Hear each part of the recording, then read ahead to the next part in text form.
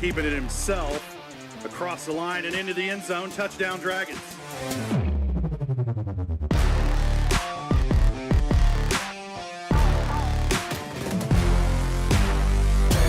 That's a tight end wide open up the middle. There's the catch and the touchdown.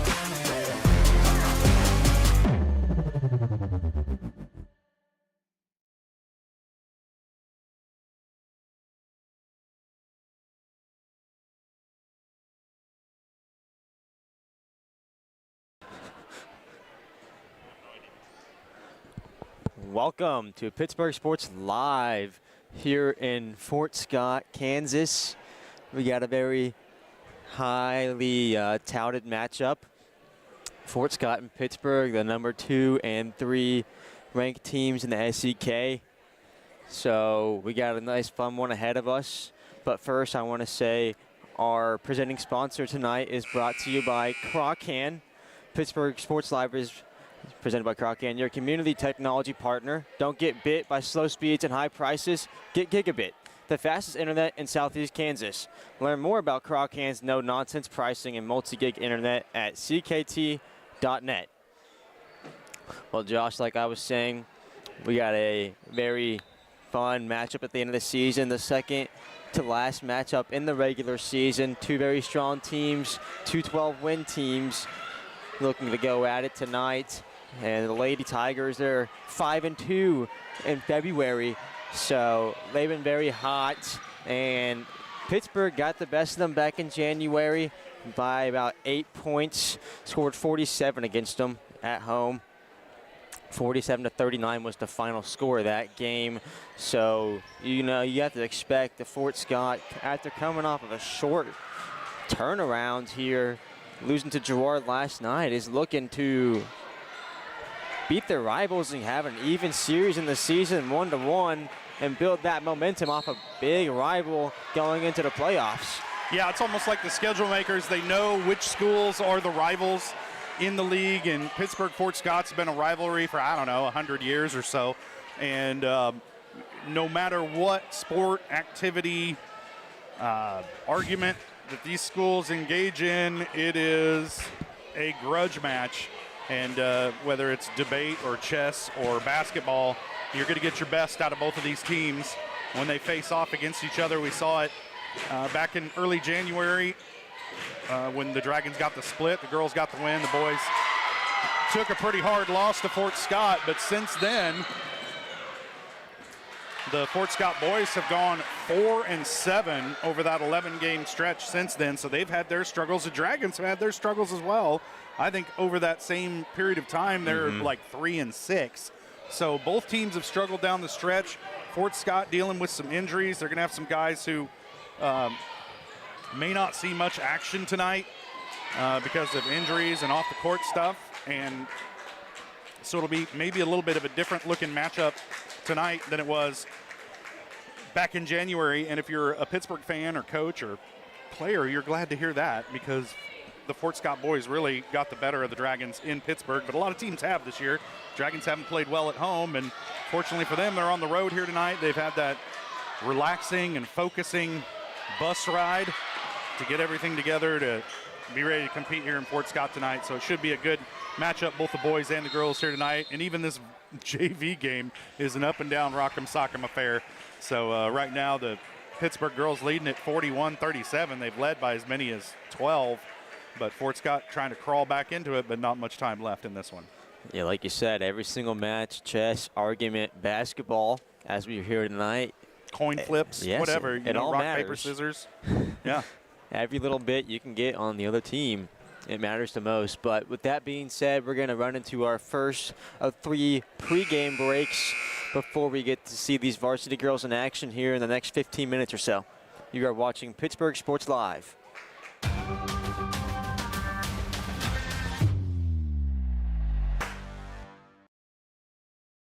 Today we're going to do an experiment to see just how fast Crawlcan's multi-gig internet is. In your email, you'll find 2 links. When I say go, click on the first link to download the 500 gigabyte test file. Go! Okay, now when I say go, click on the second link in your email to upload the file. Go! I guess it really does eclipse all other internet. Release the Crawcan. Monstrous multi-gig speeds for a low, no-nonsense price. Having the right financial partner can make all the difference. Community National Bank and Trust believes banking should do more than just hold your money. We support your goals, simplify your day-to-day, and give you room to grow with quality banking services. Withdraw, transfer, invest, apply for loans, and talk with our banking professionals online, over the phone, or in person. Let Community National Bank and Trust help you build a banking experience that works for you. Community National Bank and Trust, equal housing lender and member FDIC. Whether you're trying to make the most of the next harvest, navigating a changing business landscape, or planning for the next chapter in your life, the professionals at Prime Accounting Solutions are here to help. With 10 locations, Prime Accounting offers convenient, friendly accounting and tax services at a fair price. Payroll, bookkeeping, business planning, personal tax filing, and more. And now Prime is the place to go for insurance. To find a location near you, go to primeaccounting.net. Having the right financial partner can make all the difference. Community National Bank and Trust believes banking should do more than just hold your money. We support your goals, simplify your day-to-day, and give you room to grow with quality banking services. Withdraw, transfer, invest, apply for loans, and talk with our banking professionals online, over the phone, or in person. Let Community National Bank and Trust help you build a banking experience that works for you. Community National Bank and Trust, equal housing lender and member FDIC.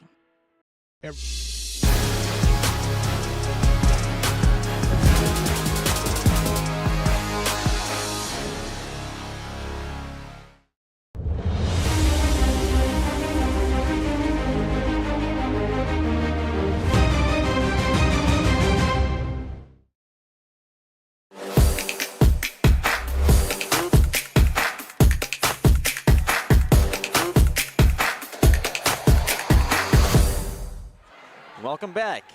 We would like to first thank our sponsors at Community National Bank and Trust for sponsoring our pregame show, which is brought to you by CMB, your neighbors, your partners, and your biggest supporters.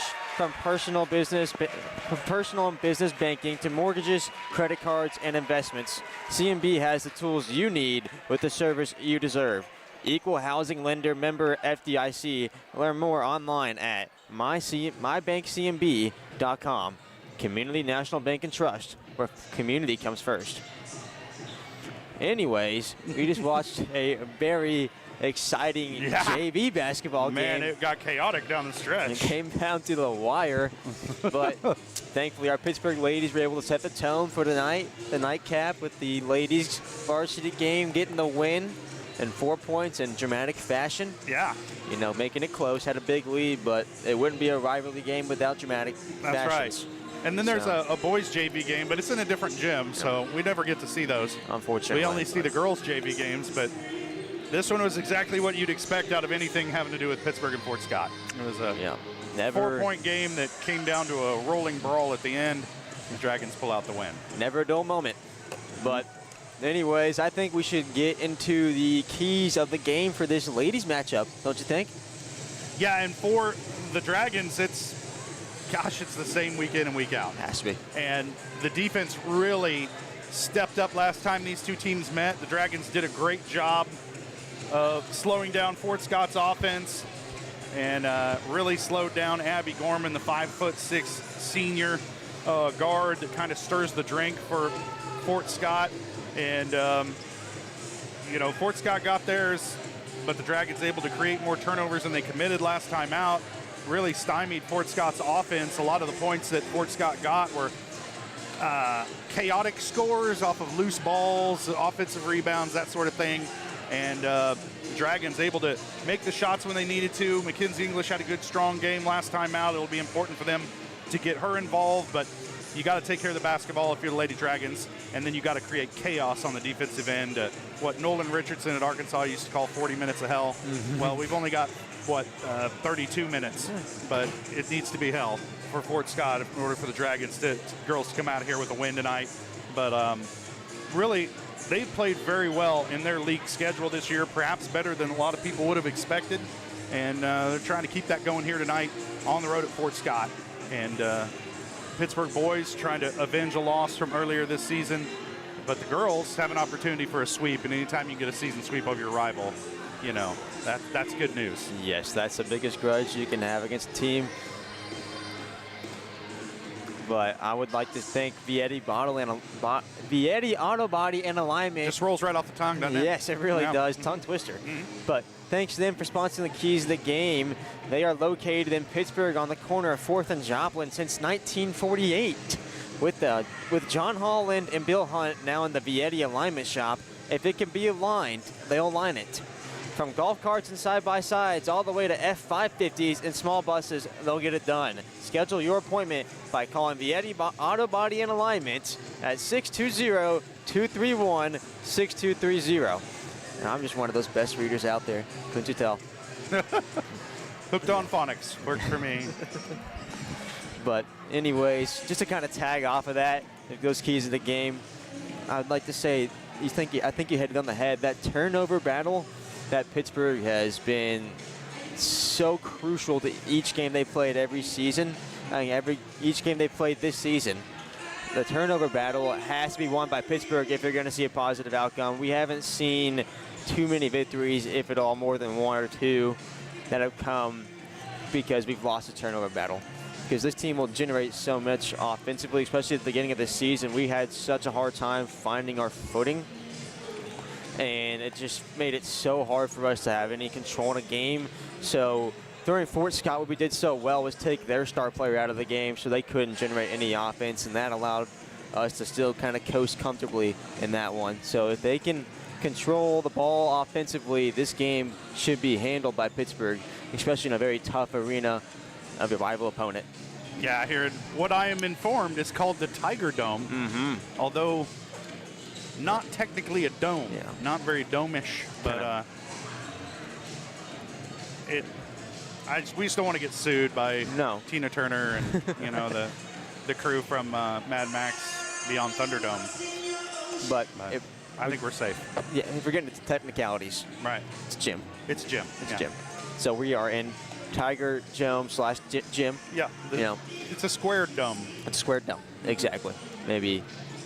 The dome was the friends we made along the way. Right. Okay. But we're about 10 minutes out from this pregame, from this game starting against the Fort Scott Tigers here at the Tiger Dome. Let's go ahead and roll our second pregame break. And on the other half of this break, we are probably going to get into starting lineups at some point in time and get a taste for what we should expect in these next 10 minutes. You are watching Pittsburgh Sports Live.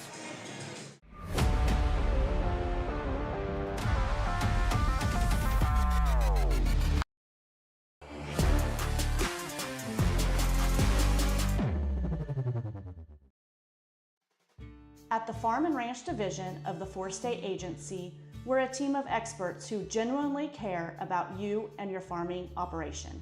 That's why whether it's a visit to your farm or a friendly chat at our office, we're committed to delivering the service you deserve. Our team is fully licensed in both crop insurance and LRP, allowing us to cover your entire farming operation across Kansas, Missouri, Oklahoma, and Arkansas. Contact us today to see how we can help. Selling equipment can be a hassle, whether you're needing to replace an old tractor or you're finally getting to retire. The time and energy needed to clean, prep, promote, and sell seems daunting. That's why you need Tyler Jackman and Big Iron Auctions. From one piece to the whole farm, Big Iron Auctions can deliver your items to more than 750,000 registered bidders. Call Tyler Jackman at 620-404-8115 or learn more at BigIronAuctions.com. At Girard Medical Center, our physical and occupational therapy department is dedicated to helping you bounce back stronger. whether you're recovering from an injury, surgery, or just want to move better every day. From student athletes to seniors, we provide personalized care and expert support right here at home. To learn more about our therapy department and our other services, visit GirardMedicalCenter.com, a proud supporter of the Girard Trojans and your hometown team for health and healing, rooted in rural, focused on you. From the phone call to the service call, Roto-Rooter is there with fast and reliable sewer and drain service. From repair and replacement to septic and grease trap pumping, Roto-Rooter is here for you. With video inspections, Roto-Rooter can identify the exact issue to get the repair done quickly and correctly. Complete sewer line repairs or replacements, Roto-Rooter has you covered. Serving Crawford, Bourbon, and Cherokee counties, Roto-Rooter, 620-231-5630. You've heard go big or go home. At Big Iron Auctions, you can go big from home. With thousands of pieces of equipment, active auctions, bidding at your convenience, and an easy-to-use site, BigIronAuctions.com can help you grow big. Call Tyler Jackman at 620-404-8115 to see how Big Iron Auctions can help grow your operation. Bid now, list now at BigIronAuctions.com.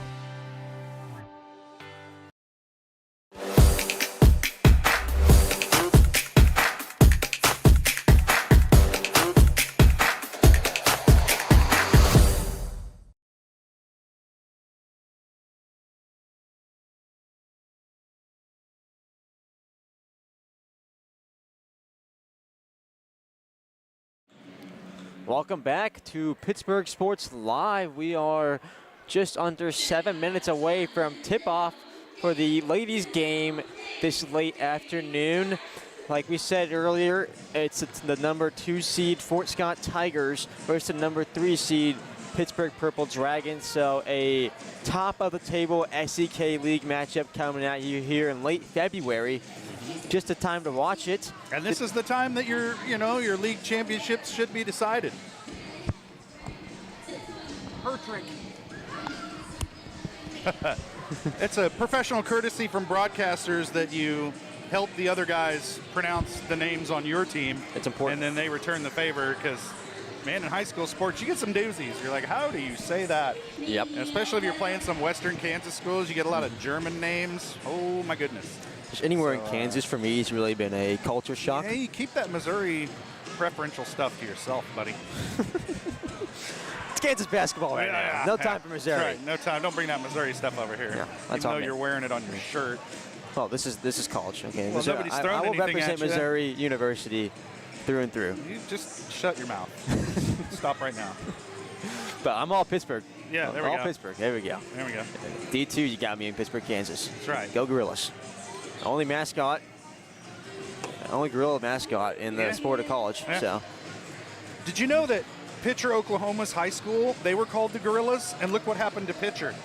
That's all I'm saying. As we squeeze in the camera. Let that be a warning to any other school who wants to use the Gorillas as their mascot. As you can see, the Gorillas, well, you can't see it, but we can see the Dragons. Yeah. I haven't said that, and I haven't said Gorillas in a while. I've been proud of myself. I did it actually like last week, I think. I messed up and said Gorillas a couple times. And it's hard not to. It's really hard not to. Yeah, we're both on the campus. You know, we have our jobs there in our lives. So, but Adelie Gober, one of the players we saw last game, really caught fire behind the arc. She's starting to find her shot. The Dragon girls and guys both have proven once we have that perimeter presence, that offense comes alive that much more. And it just makes... you got to stay hydrated. Yeah, you have to. And it just makes all the difference. It gives us that much more cushion and leeway to run through our possessions and try to build a run. And literally everything about your team's going to look better when your shots go down.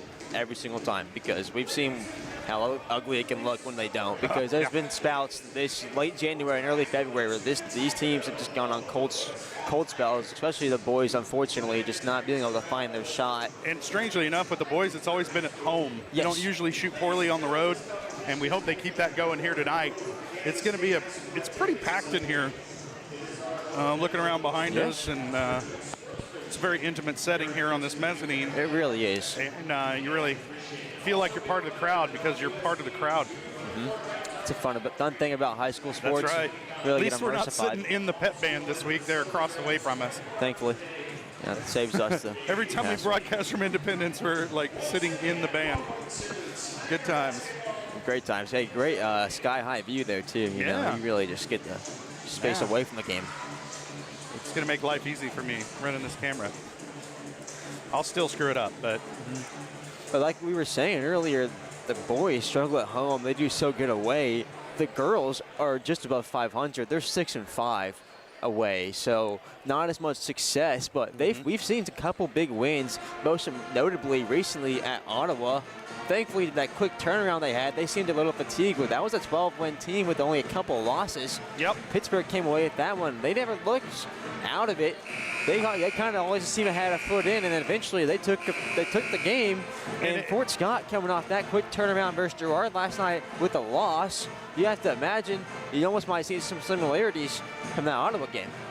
Yeah, and it seems it's weird this season that the more of an underdog these Dragon girls are, the better they play. And there's only one game where that hasn't been the case, and that was on the road at Independence, where they just didn't seem to have much wind in their sails at any point in that game. But every other time they've been a big underdog, in my opinion, coming into the game. They've played very well, and they're going to need a good performance here tonight to beat these Fort Scott girls. Yeah, and I think that starts with the coaching position. Coach Gegg has done a great job this season, and I think we can tip our hat off to her. But with just about 2 minutes left in this pregame show, we're going to go to our final break, and we'll come back to you with starting lineups and then tip-off.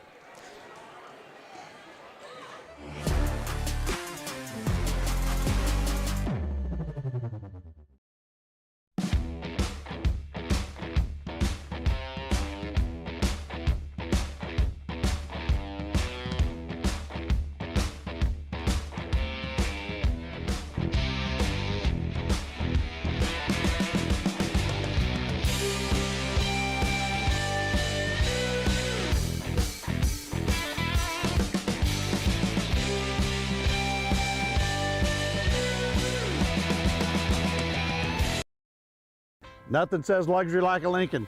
Take advantage of 0% financing for 66 months right now on the all-new Lincoln Navigator. Come see us today at Mike Carpino Family of Ford Lincoln Dealerships, Columbus, Parsons, Pittsburgh. When it comes to having your labs drawn, you have a choice of where to go. For 30 years, MagLab has focused on providing quality lab work that is accurate and timely. MagLab's walk-in service typically gets you in and out in under 5 minutes with same-day results. Locally owned and operated, MagLab takes most insurances, including Medicaid, and has historically had the lowest out-of-pocket prices. So when it comes to having labs drawn, don't be told where to go. Choose for yourself. Choose MagLab. It's the rush. Every touchdown, basket, goal, or lap is filled with excitement. It's why we love the game. It's why we play the game. It's also why we bet on the game. The rush is why we need a plan to bet responsibly and not lose more than we can afford. Problem sports gambling can ruin the love we have for sports. So know when enough is enough. Know when the game is playing you. Contact 1-800-GAMBLER for help today.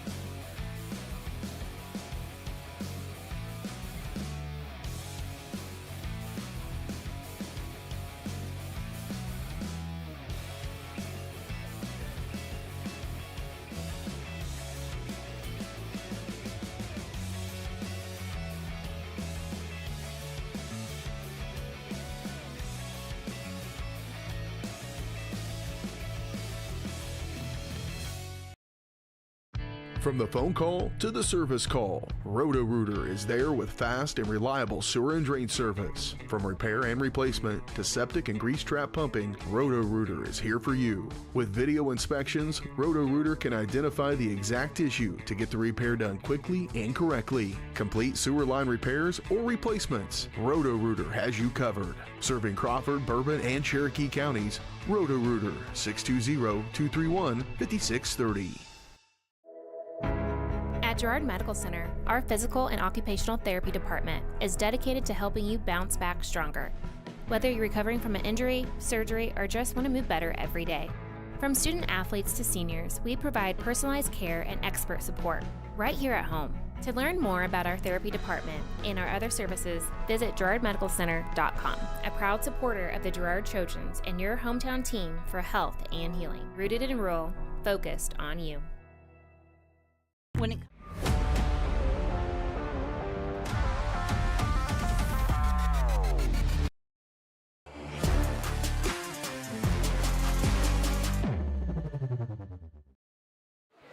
Welcome back to Pittsburgh Sports Live. We just heard a beautiful national anthem by a sophomore cheerleader here. Great vocal range. But anywho, just in time. That's our musical assessment of the night. It feels like it's not a broadcast if we don't. You have to recognize if we don't comment on the national anthem. But if you can't hear by the crowd, just in time for starting lineups. First, I'll start with the home team, Fort Scott. The Tigers are started. Number 1, Rayleigh Cohen. Number 2, Abby Gorman. Number 20, Claire McElroy. Number 24, Aubrey Yarrick. Number 25, JC Rogers. And that is your lineup for Fort Scott. Now moving on to our Pittsburgh Purple Dragons. We had number 1, Odessa Reed. Number 2, number 2, Odessa Reed. Number 4, Anna Jorge. Number 11, Sophia Hertrich. Number 21, Angie Miller. And number 30, Mackenzie English. Josh, you can see they're doing the split lineup run out right now. Fort Scott, they got a very loud environment right now. It's going to be a tough late season rivalry matchup for the Purple Dragons tonight. Let's see if they can come in here to Fort Scott, into the Tiger Dome, and make a statement. Yeah, and in this type of rivalry game on the road, it's really important for the Dragons to get out to a good start, try and keep this home crowd, which pretty good showing tonight from Fort Scott. And you want to try and keep them out of the game as much as possible. And so if you're the Dragons, you really need to get off to a good start. And I'm sure that Coach Gegg has gone over that with her team as you see her out there on the floor, giving them some last-second instructions as we get set for the tip-off here tonight. Speaking of tip-offs, our opening tip-off is brought to you by B&B Excavating.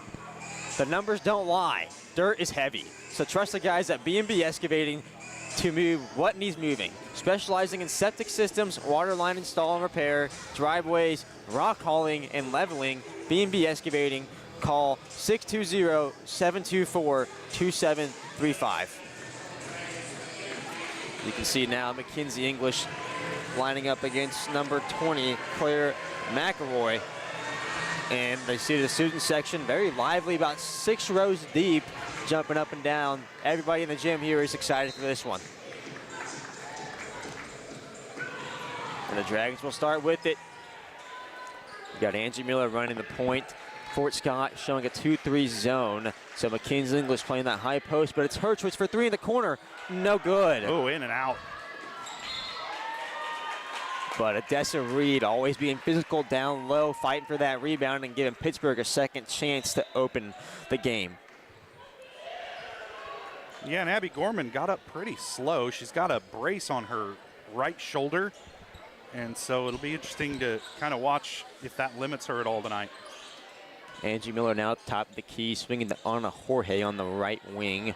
She's surveying her option. She sees the open lane. She takes it, fumbles around, shoots it off the glass and no good, but Mackenzie English fighting for it, unsuccessful. Comes down to number 1, Rayleigh Cohen. You can see McElroy, down low to JC Rogers, but Mackenzie English met her, denied the shot, but it's back out about 15 feet away from the basket, and she's fouled. Yeah, her leg got tangled up with English, and Mackenzie playing pretty good defense there, but some contact that she couldn't avoid, and it draws the whistle. And that's her first foul already. She's done a good job tonight good job all season avoiding those. So that's kind of worrisome coming into tonight. As you have Gorman facilitating, swinging it to Cohen. Now you have Yarrick in the corner. Dragons have to be careful not to lose Gorman out on the perimeter. No, she has proven to be their threat on the perimeter this season. Now you have Cohen on the left wing. Driving to the top of the key. That is McElroy, no good from about 7 feet out. English tossing it down the court to Ana Jorge, wide open in transition, and the Dragons strike first. Yeah, beat him down the floor, and Jorge outletted, just took off down the court immediately after the shot, and English knew she was going and hit her with that long outlet pass. And Odessa Reed fighting in the corner defensively against Cohen. Ana Jorge comes away with it. She's looking down the court. She decides to keep it, and we're going to run our offense. Ana Jorge being a presence defensively early on. Back to her in the wing. She shoots it. The bank is open. Oh, my gosh. It's after 5. Overtime. Yeah. Ana Jorge scoring the first 5 points of the game so far. We're beyond banker's hours. Gorman now at the top of the key. She finds McElroy in the left wing, being guarded by Miller. Takes it back to the top of the key. Ugly pass to Cohen, who can't control it. And Pittsburg, yet again, coming away with the turnover defensively. I think she thought, well, I've got this, because the Dragons really weren't contesting the pass, but she took her eye off of it to see where she was going to go with it and just lost track of it out of bounds. You have to see the ball go into your hands. The Dragons have done that quite a few times this season. Oh, my goodness. Mackenzie English for 3, uncontested. That's the person you cannot lose out there, and Fort Scott did. English made them pay the price. And it doesn't take much to lose her. She doesn't need a lot of room to get that three-point shot off. No, she can shoot very comfortably. Fort Scott needs to watch out for that throughout the rest of this game. Gorman now attacking the paint. A contested jumper from 15 feet, and it's good. That's the first 2 points for Fort Scott tonight. Ana Jorge finding a 50-50 ball on her own half of the court. Hertrid now in the corner. Up to Miller. She makes a pump fake. Back to Hertrid, driving down. Rifles it to English, through her hands to Odessa Reed. Back to English, back to Miller in the left wing. She shoots it just off the right side of the rim. Yeah, it's a little too much on that. It deadheaded off the rim, and easy rebound for Gorman of Fort Scott. And we saw her pop that little jumper earlier. She doesn't appear to be too limited by that shoulder brace. Not at all, as Cohen is unsuccessful in her own rebound under the basket. Yeah, had 2 chances at it, couldn't get it to go. Angie Miller now fighting that little soft press from Cohen. Hertrid skipping it to Ana Jorge, who skips it to Mackenzie English in the left corner, who drives. Nice reverse layup under the basket. Yeah, you can't give her that baseline. A lot of players are uncomfortable attacking the basket down the baseline, but Mackenzie English, not one of those. That's our first full timeout after that nice 10-2 run in the first 4 minutes of the game. We're going to take one as well.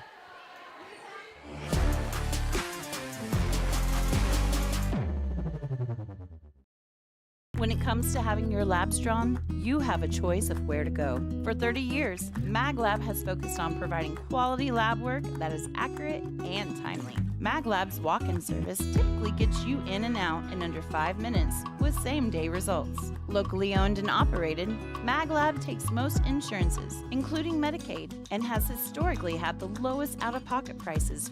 So when it comes to having labs drawn, don't be told where to go. Choose for yourself. Choose MagLab.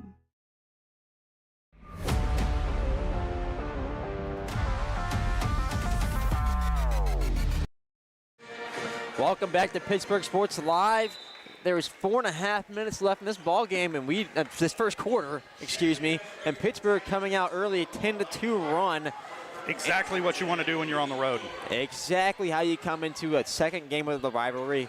As we see a corner 3 unsuccessful from McElroy, but rebounded by Gorman. Now we see number 21, Larari Clark checking in for the first time.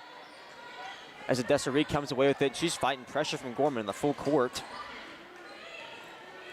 As for Pittsburgh, the sub is Adelie Gober in an exchange of Angie Miller. Hertrid driving down the paint, knifing away down off the front of the rim, rebounded by Mackenzie English through a lot of defenders, but just couldn't get it to fall in the second chance effort. Two shots within a foot of the bucket. The Dragons can't get it to fall. Unfortunate that time down the floor. That's been a problem all season for him too, just that around the basket shot, kind of a low percentage efficiency rate for how high of a percentage shot it should be. As that is Number 25, J.C. Rogers losing the ball. Ana Jorge streaking down the court in transition. Too strong off the glass yet again. A foot from the basket. They're going to get Gober on that foul. Diving into the legs. Yeah, just a little too aggressive off the ball. That's our brand of basketball. Chaos and aggression defensively. Just playing our brand, and that time came away with a loose ball foul. That's going to be her first. And again, another shot right at the bucket that the Dragons can't get to fall. Abby Gorman bringing the ball up. Pittsburgh showing a 1-2-2 zone. Hertrid defending Rayleigh Gorman, or Cohen, excuse me. That is Clark on the right wing, finding Hunziker, who then finds number 25, J.C. Rogers for 3. They called that a 2. Lucky for Pittsburgh. Natalie Gober now breaking that press. Fort Scott showing their own little half, pressing zone defense, replicating Pittsburgh. Ana Jorge driving in, fouled. Met a couple elbows at the rim there. She's going to have 2 shots at the free throw line, looking for her 6th and 7th point.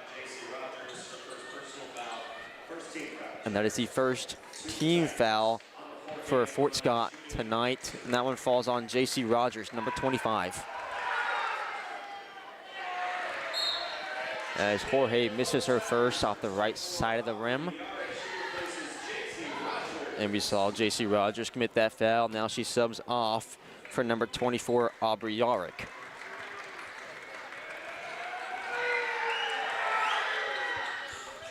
Jorge goes 1 for 2 at the line, getting her 6th buckets of the evening already in this first quarter. As Ana Jorge gets to steal, falls into Natalie Gober's hands. Hertrid now skips it back to Ana on the right wing. She drives against her defender. Back to the other corner. It's Hertrid. Mackenzie English fighting for the ball in the air. Pull up 3 in double coverage. Yes! The Dragons are on fire in this first quarter. And they're picking up right where they left off defensively, showing that press. They break it last second. And Ana Jorge gets too aggressive on the backside of the defender. That's her 2nd foul. Excuse me, only her 1st, thankfully. I wonder who they got that foul of falling into the legs on last time down that was the floor. Gober, I believe. They got it on Natalie, okay. Yeah. As Yarick pulls up from the elbow, off the back of the rim and rebounded by Mackenzie English, no surprise, and throws it off the defender's leg to get the pressure off of her. Yeah, she was trapped against that baseline, just a heads-up play. And the defender was standing out of bounds, actually, so she's like, well, if you're going to be out there, touch her with this ball, and this look alive. There's a 50-50 ball from Gober. As Gorman now driving against 3 Dragons. And if you put some zip on that ball, it's not a 50-50 ball, but if you just lob it out there, then that gives the defender time to react. There's a foul. Natalie Gober again throwing just a dangerous pass that could be prevented if you just rotated around the press, let the short passing break the press. And that time, Pittsburgh lucky to get a foul drawn on them so they can run a easier dribble at the court. Yeah, and we've seen Gober have some trouble when she gets hurried up. A lot of these Dragons have this year. Hertrid for 3 in the corner. Yes! But as long as you keep making 3-pointers, nobody's going to notice. Ashley comes away with it again in the press. Slows it down. Gober driving hard, picks it up on the right wing, surveying her options. Odessa Reed in our far corner. Mackenzie English off a bad pass again. And Coach Gegg saves the possession with a timeout. Mackenzie English tight roping on the half-court mark, trying not to get backcourt. Just a 30-second timeout with 45 seconds left in this first quarter, so we'll keep it right here. Yeah, the Dragons, the defense is doing what we wanted to do. It's creating turnovers, it's creating opportunities in transition, and the Dragons they need to avoid what has happened to them at times this season where you get a turnover and you give it right back. Yeah, like we mentioned earlier, at the turnover battle, Pittsburgh winning it so far, but you've seen Fort Scott has 2 or 4 points of their 6 off the turnover, having a chance to get in that offensive set a little faster. You got to get a feel for when you need to hurry up and when you don't. And if the other team's not forcing you to hurry up, there's no need to rush yourself or force a pass or do anything like that. And the Dragons just, Coach Gegg, I think the most common hand signal she gives her team all season is settle down. Yeah, this team just gets really amped up, and that adrenaline at times can bite their butts. But Odessa Reed, just a tough shot over the defender for her first 2 points of the night. And Dragons have a 13-point lead here early. But make that 11. Gorman able to find Hunziker under the basket to break the press from half court. She finds her first 2. And if there's somebody on this Fort Scott roster you don't want to lose going down the floor or leave open for even a second, it's Gorman. Yeah, because she's just got that playmaking ability along as that shot-making ability. But Odessa Reed, her offensive capabilities is straight sheer strength, and she uses it right there to find her 4th bucket as Ana Jorge, after the made basket, deflects it and makes Fort Scott have to drive down the court in 5 seconds left in this first quarter to get a bucket. And what's impressive about Reed is the movement off the ball to get to her spot. She caught it in position to make a play. Absolutely. As Cohen just struggling to realize how much time's on the clock, dribbles down the court without realizing time's expiring. Situational awareness. Yeah, that's part of basketball, as that is the end of the first quarter. We're going to take our first end of first quarter break. You're watching Pittsburgh Sports Live.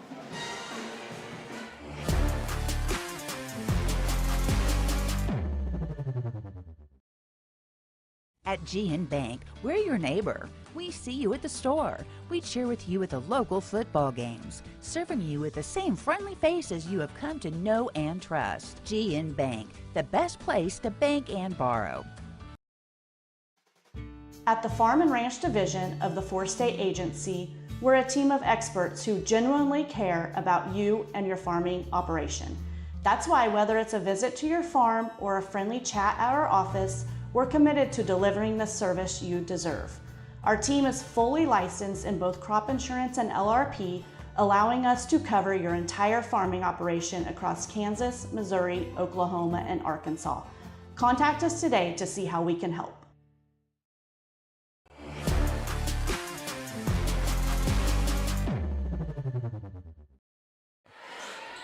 Back in action in this second quarter. Pittsburgh up 21-8 after 1 quarter of action here, as Gorman gets an offensive rebound, goes back up uncontested. And that's what do you just know? Right place, right time, because the Dragons had it boxed out pretty well. The ball just bounced right to Gorman.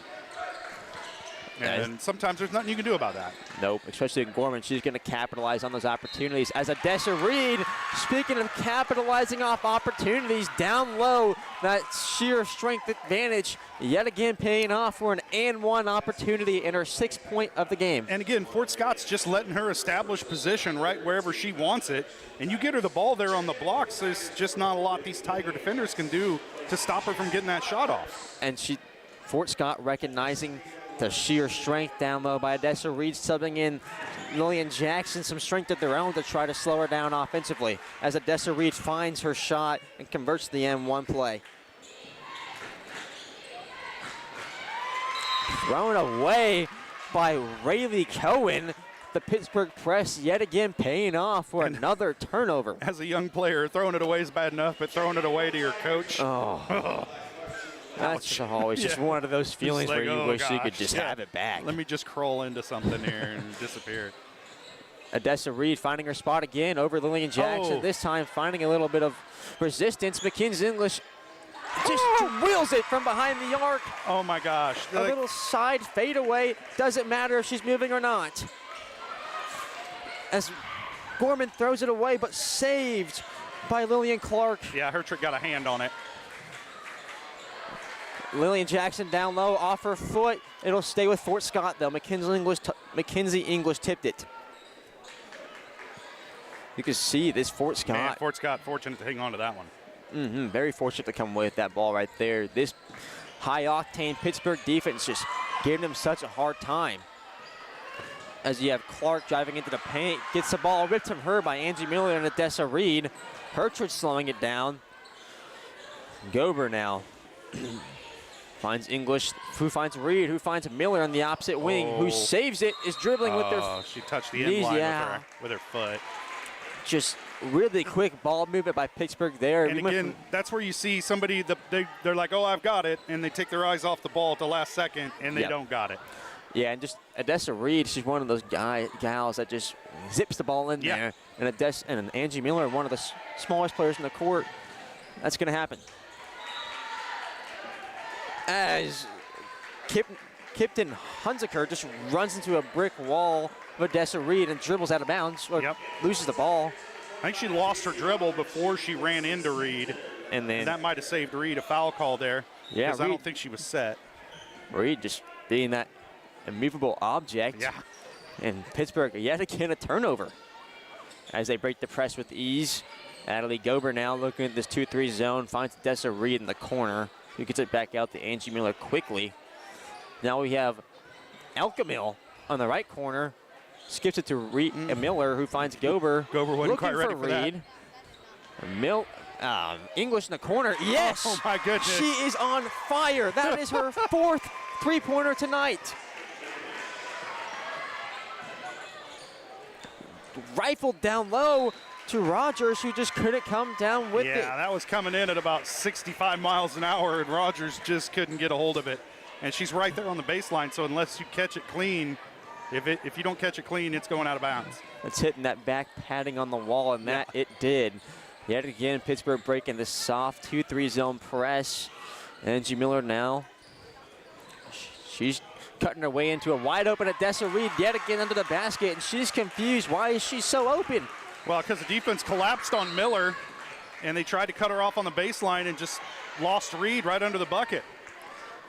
And if you're Fort Scott, I think you'd rather live with Angie Miller penetrating down the baseline than you would with Odessa Reed getting wide open under the bucket. The last person you want under the bucket is Odessa Reed. So Fort Scott just not really. Reed's going to sit now on a Jorge checking in.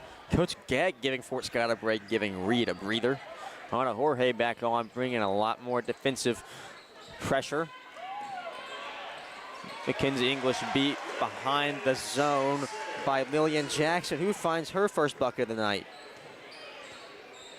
But didn't pick up a foul. That's the most important part from the offensive capabilities that she brings.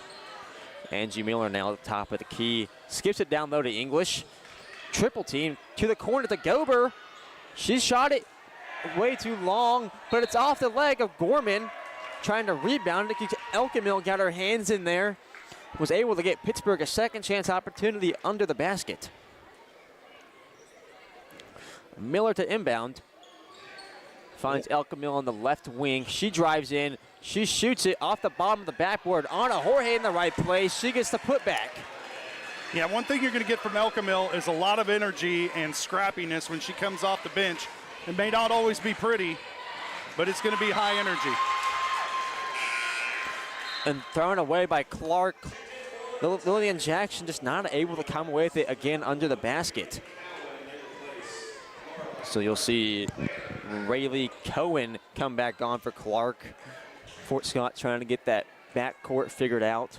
Lillian Jackson also in the game, 6-foot junior. It's her first action tonight. Gober was not able to get it to Mackenzie English, cutting into the middle of that press break. It is turned over. Now Gorman's triple team to the free throw line. Anna Jorge defending Yarick, who finds Cohen back to Yarick. Down low to Rogers and blocked by Mackenzie English. And there we saw with Gober again, you got to get more on that pass. If you're going to throw it into traffic, it's got to come quick. And you can't just lob it in there. Nope. And yet again, though, we've said time and time again, this roster is just so young. That experience is not there yet. And it's good for players like Gober who have a future in this team and this varsity level to get this action this early on in their career. Adelie just a sophomore, so you know sometimes we're critical of her game, but you got to keep in mind that she's a sophomore and she's learning and she's become a much bigger part of this offense as the season has gone on. The same with Kendall Elkamil.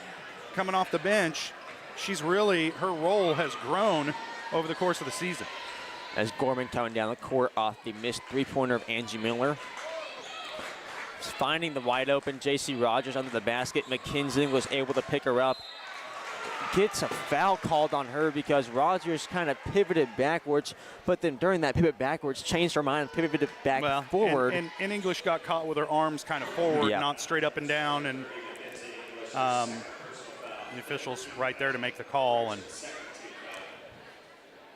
that's 2 on English now, I believe. Yep. English is second, just not in the... Just needs to be careful over the next 3:41. You don't want to pick up your third. No. Not at all. But Coach Gegg looks like she's going to leave her out there. Yeah, she's... Nope, here comes Reed. And that's the right call. When you have this much of a cushion, 22 points in the second quarter, you don't risk your best offensive talent that early on. As number 25, J.C. Rogers, is able to find her second free throw. Fort Scott down 13-34 with 3.5 minutes left in this second quarter. Odessa Reed going right to her bread and butter against Lillian Jackson. I mean, they're going to let her set up right down there on the blocks every time. If you're the Dragons, you'd be crazy not to just feed her the ball. Now you have Cohen coming down the lane. She's trying to find Lillian Jackson, deflected by 3 Pittsburgh players. Yeah, there's a lot of purple in there. I'm not quite sure where she was trying to force that ball. Fort Scott just all out of sorts offensively right now. I have to imagine because of this large lead they've given up defensively. Elkamil now to the corner to Jorge. She's driving, finds a wide open Reed. This time met by Jackson and unable to make it. Comes back down with it, fouled on the floor by J.C. Rogers. And Fort Scott, their bench isn't super deep, and so they've got to really be concerned about getting their bigs in foul trouble, because if you look down there, there's not a lot of size and height on that bench. And you only see 3 jerseys down there in the bench, so about an 8-player rotation as Hertrid's unsuccessful from the corner. Jorge gave that one maximum effort. I thought she was going to be able to save it in, but just a little toe over the line. Well, you can always count on her effort. She brings it each and every night, and that's why she has the productivity that she does. Yeah, that's what was so weird about that game a couple weeks ago in Independence, is that the effort and the energy we're so used to seeing out of this team just wasn't there that night. And that's unfortunate, because I think that was definitely a winnable game. It for sure was, but Yarick wide open, finding her 8-foot jumper. She's shot 3 times already this game, and she's made 2 of them. Well, she can't waste a lot of time. That Dragon defense is going to collapse on her, and she did a good job of just taking that shot immediately. And there we see Hertrick. Sometimes she gets hurried up and gets happy feet and called for the travel that time. Yep, and that's just those little things that Pittsburgh does offensively. You see those couple extra turnovers each game. They just have those little mental mishaps. And it's the hurrying ourselves up when the opponent isn't doing it. We're just doing it to ourselves. That adrenaline, that young experience, you can get ahead of yourself sometimes. As now you have Clark on the wing, who passed to Yarick inside, swatted by Ana Jorge. Who else? Hertrick pushing the court in the right side, takes a step back, slows it down, and surveys her options. She finds Elkamil on the left wing. She's going to shoot it way past the arc, and she's going to drill it. Elkamil contributing to this offensive score. Yeah, there's that spark off the bench we were talking about. She's always looking to bring it. As you have Clark on the right wing, trying to find an entry pass across the court. Ana Jorge says, get that out of here. It'll be the Tigers basketball on the far side of the court. Inbounding is number 20, Claire McElroy, who finds Gorman. She's taking a deep breath, slowing down the offense. Swings it to Clark on the left side. Finds Gorman back to her left. In the corner now, over ahead to J.C. Rogers. Able to pivot through some open shot opportunities, was able to miss There's it. another 50-50 ball. It would have been better. Dragons don't get burned because Fort Scott turns it right back over, but you got to value that possession. You don't have to throw that outlet pass so fast. Nope. Just secure the possession, get it to a guard who's open. Don't force that pass into coverage. Yeah, Odessa Reed always looking to get the ball out of her hands as fast as possible in those rebounds, and at times when teams are pressing, that's what's going to happen. As Angie Miller's getting double-teamed on the left side, finds her way out of it. Odessa Reed Back to Angie Miller under the basket. Triple team now. Ana Jorge wants it. She gets it. And one! Ana Jorge unstoppable tonight.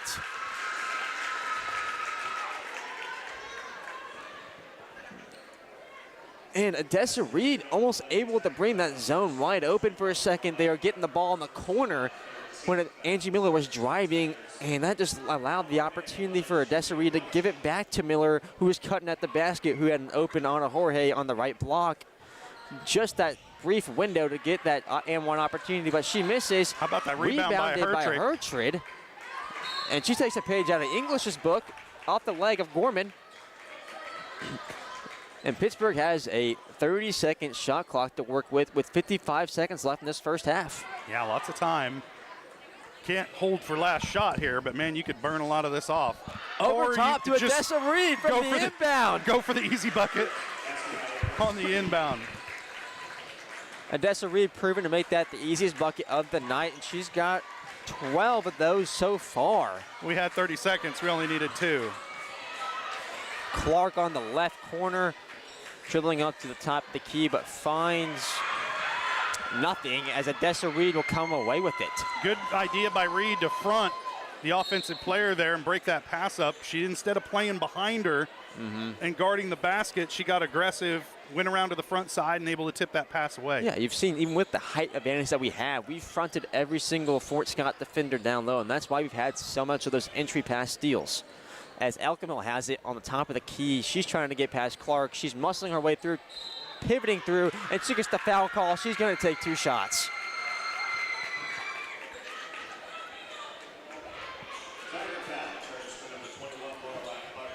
"17 seconds and change left in this first half, excuse me. And that one's on Clark. That's her second. Pittsburgh, Elkamil drills the first, has a chance to make it a 30-point ball game going into halftime. What's that, 4 for Elkamil now? Yes. And it'll stay there, but rebounded by Reed, throws it away, trying to save it. Angie Miller trying to get her steal of her own. Gorman pushing it now. She has numbers. She finds Rogers pivoting over Hertrid. Yes.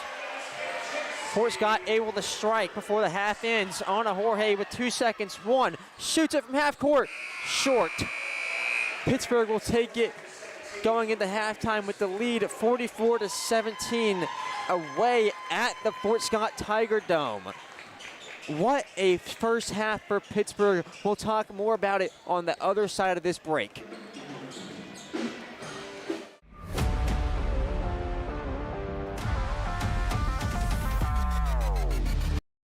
At GN Bank, we're your neighbor. We see you at the store. We cheer with you at the local football games, serving you with the same friendly faces you have come to know and trust. GN Bank, the best place to bank and borrow.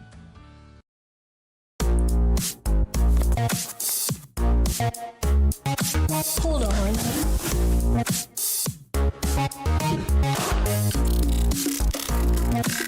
It's monstrous. With Crawcan's multi-gig internet, you can experience monstrous speeds for every device in your home or business at the same time for a low, no-nonsense price.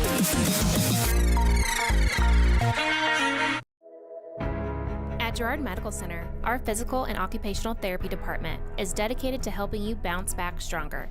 Whether you're recovering from an injury, surgery, or just want to move better every day.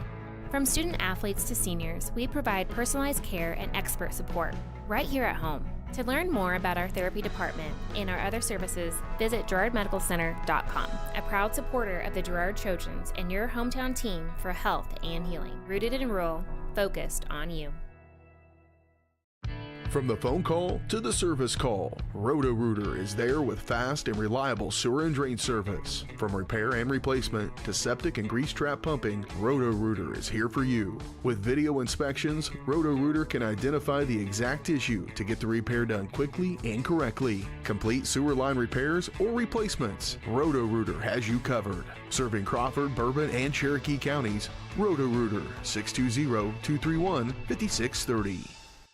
When it comes to having your labs drawn, you have a choice of where to go. For 30 years, MagLab has focused on providing quality lab work that is accurate and timely. MagLab's walk-in service typically gets you in and out in under 5 minutes with same-day results. Locally owned and operated, MagLab takes most insurances, including Medicaid, and has historically had the lowest out-of-pocket prices. So when it comes to having labs drawn, don't be told where to go. Choose for yourself. Choose MagLab. It's the rush. Every touchdown, basket, goal, or lap is filled with excitement. It's why we love the game. It's why we play the game. It's also why we bet on the game. The rush is why we need a plan to bet responsibly and not lose more than we can afford. Problem sports gambling can ruin the love we have for sports. So know when enough is enough. Know when the game is playing you. Contact 1-800-GAMBLER for help today.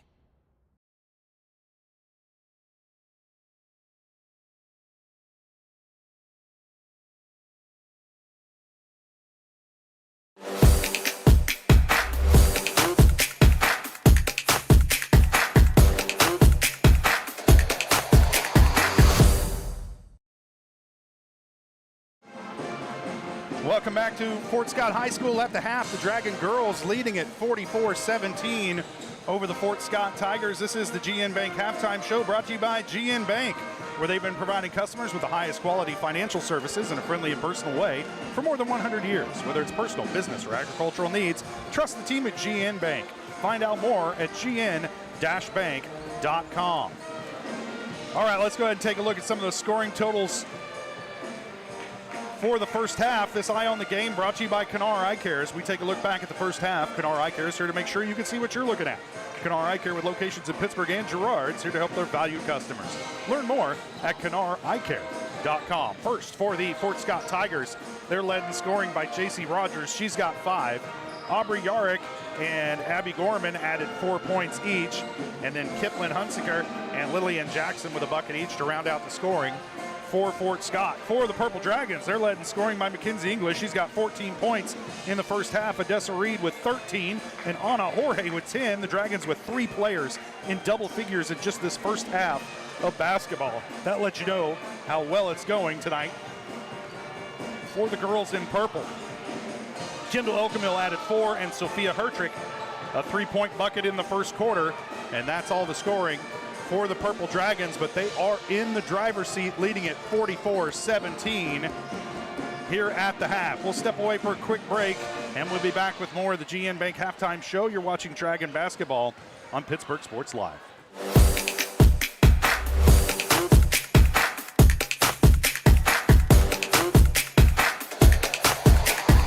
To your support, Kanar Eye Care has expanded. With double the space, they offer more exam rooms, larger optical selection, and extended hours to fit your schedule. And with the latest technology, they can quickly diagnose any eye-related issues. All patients are welcome at Kanar Eye Care, the clear choice for your family. It's a bird. It's a plane. It's Chicken Annie's Girard. When you're facing a chicken emergency, there's only one hero. Catering and carry out from Chicken Annie's Girard. When an onion ring craving is too much to bear, when the family's coming over and you weren't aware, it's Chicken Annie's Girard to the rescue. When there's 20, 30, 100 to feed, you need Chicken Annie's Girard indeed. A heroic value, superb flavor. When there's a chicken emergency, there's only one hero. Chicken Annie's Girard. Having the right financial partner can make all the difference. Community National Bank and Trust believes banking should do more than just hold your money.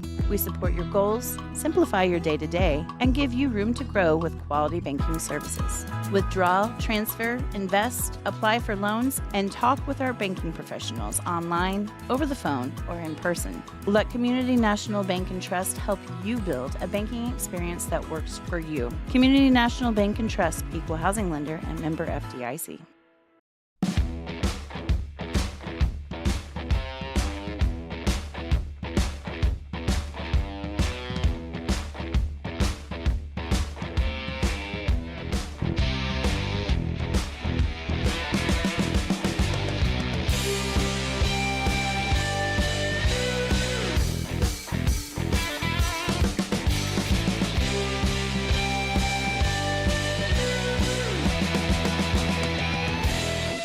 Every tax season a villain rises.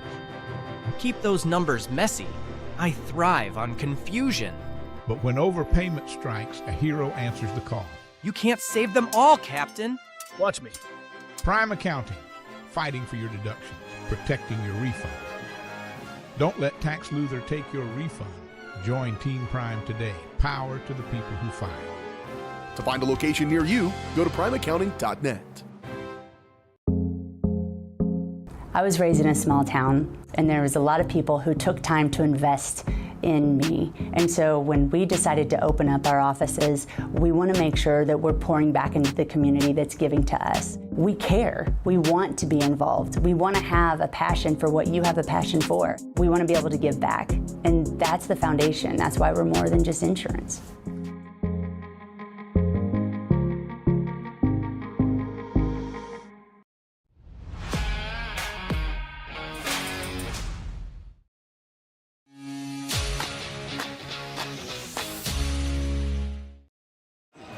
Welcome back to Pittsburgh Sports Live. There is about 2.5 minutes left in this halftime show. Coming up in the nightcap, we have the Pittsburgh boys versus the Fort Scott boys. Pittsburgh 9-10 on the season. Fort Scott 10-9 on the season. So Pittsburgh looking to even out the score. Coming up the nightcap, looking to even out the season series. But we'll talk more about it after the ladies' game tonight. We're going to head into our third break real quick and then come back with your second half action.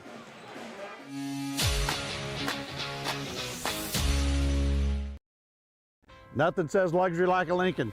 Take advantage of 0% financing for 66 months right now on the all-new Lincoln Navigator. Come see us today at Mike Carpino Family of Ford Lincoln Dealerships, Columbus, Parsons, Pittsburgh.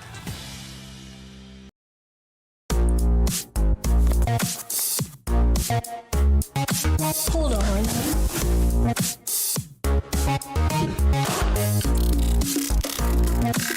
It's monstrous. With Crawcan's multi-gig internet, you can experience monstrous speeds for every device in your home or business at the same time for a low, no-nonsense price. At GN Bank, we're your neighbor. We see you at the store. We cheer with you at the local football games, serving you with the same friendly faces you have come to know and trust. GN Bank, the best place to bank and borrow. It's a bird. It's a plane. It's Chicken Annie's Gerard. When you're facing a chicken emergency, there's only one hero. Catering and carry out from Chicken Annie's Gerard. When an onion ring craving is too much to bear, when the family's coming over and you weren't aware, it's Chicken Annie's Gerard to the rescue. When there's 20, 30, 100 to feed, you need Chicken Annie's Gerard indeed. A heroic value, superb flavor. When there's a chicken emergency, there's only one hero. Chicken Annie's Gerard. When it comes to having your labs drawn, you have a choice of where to go. For 30 years, MagLab has focused on providing quality lab work that is accurate and timely. MagLab's walk-in service typically gets you in and out in under 5 minutes with same-day results. Locally owned and operated, MagLab takes most insurances, including Medicaid, and has historically had the lowest out-of-pocket prices. So when it comes to having labs drawn, don't be told where to go. Choose for yourself. Choose MagLab.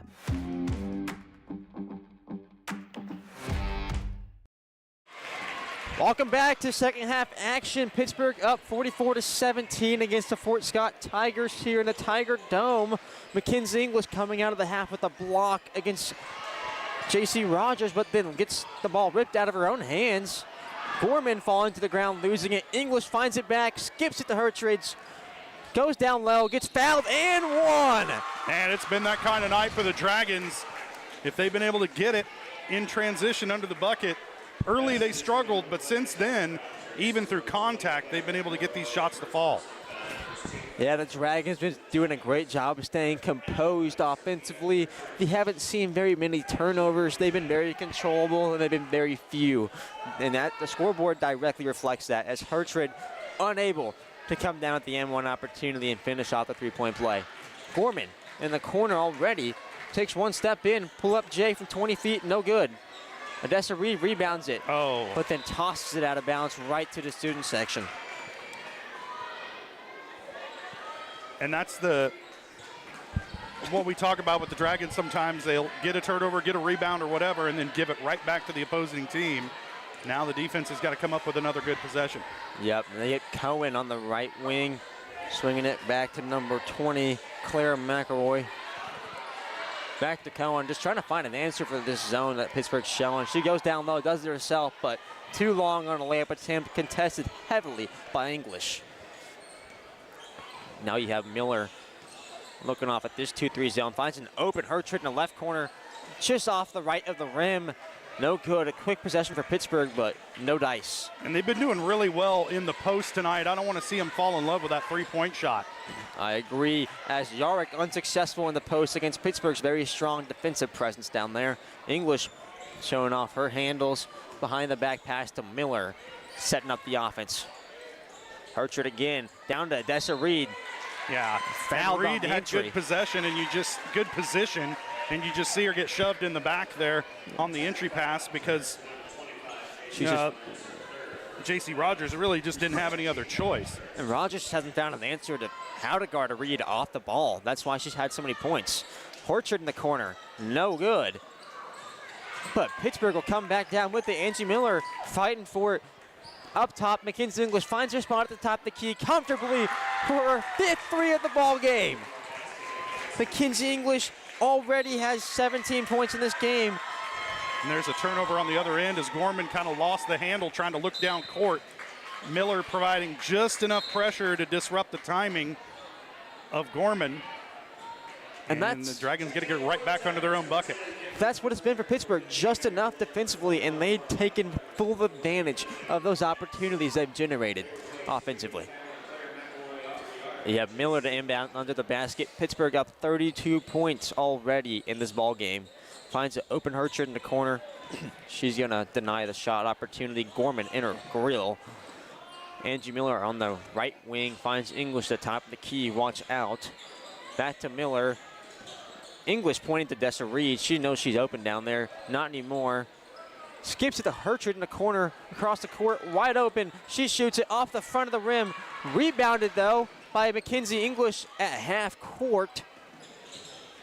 1v5 in the paint. Ripped out of her hands, but it's going to stay in possession of Pittsburgh under the basket. Yeah, English just was like, okay, I'm going to take this right down the lane. She almost got away with it. One of the defenders able to get a hand in there, strip it away, but the Dragons had a couple good looks at it. All night they have. They've been really good at creating offensive opportunity as English pump fake, little baby hook over the very tall 6-foot Lillian Jackson. She'll find her 5th point of the second half already.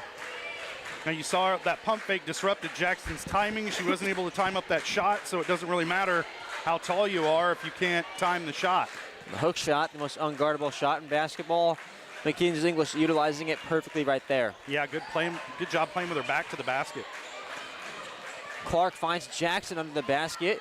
A lot of traffic. English there to defer. Clark a long three from the right wing, just off the back. English comes down with it, finds Reed, who finds Jorge under the basket on the transition. Back to Reed off the backboard, and she's gonna find it, because why not? Good job by Odessa Reed, not giving up on it after making that pass. She kept trailing the play and was right in position for that rebound and putback. Pittsburgh looking to make it a 40-point ball game. They're leading by 38. English comes away with the steal and the entry pass yet again. Jorge running down the court. Passes Hertrid, but off of Fort Scott defender's knee. That was deflected by Kipton Hunsker. And you're going to see a wave of substitutions for Pittsburgh. Out goes Miller, Jorge, and Hertrid. In comes Mantooth, Gober, and Elkemil. Starting to see that younger Yeah, but you cast still got the presence of Reed and English under the bucket. Which is plenty if you're Pittsburgh. Inbound to the English in the corner, back to Odessa Reed, the inbounder, sealing off the mismatched defender of Hunziker. And there it is again. If you're just going to let her have that position under the bucket, Pittsburgh should take that all night. And just a great design play by Coach Gagg. Mackenzie English was under the basket being guarded by Jackson, goes out to the corner to get open, drag Jackson out, and Reed's wide open under the basket with a mismatched point guard. But on the other end of the play, Fort Scott missed shot by Hunziker, but tipped out of bounds by a Pittsburgh Purple Dragon. I think Fort English Scott touched it. has the inbound opportunity under the basket. Looking for Lillian Jackson. She's guarded under the basket.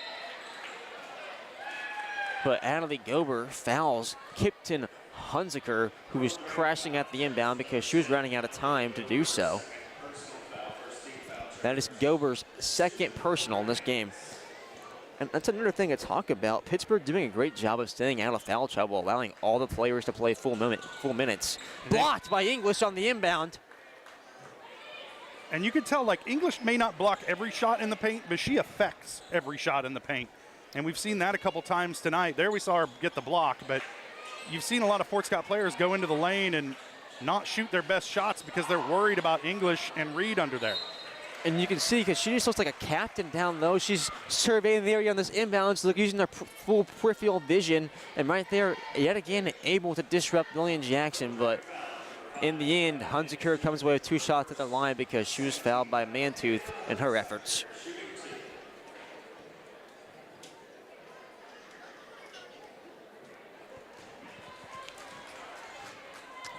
As Hunziker unable to come away with the first one. The shot, the play is live on the second shot.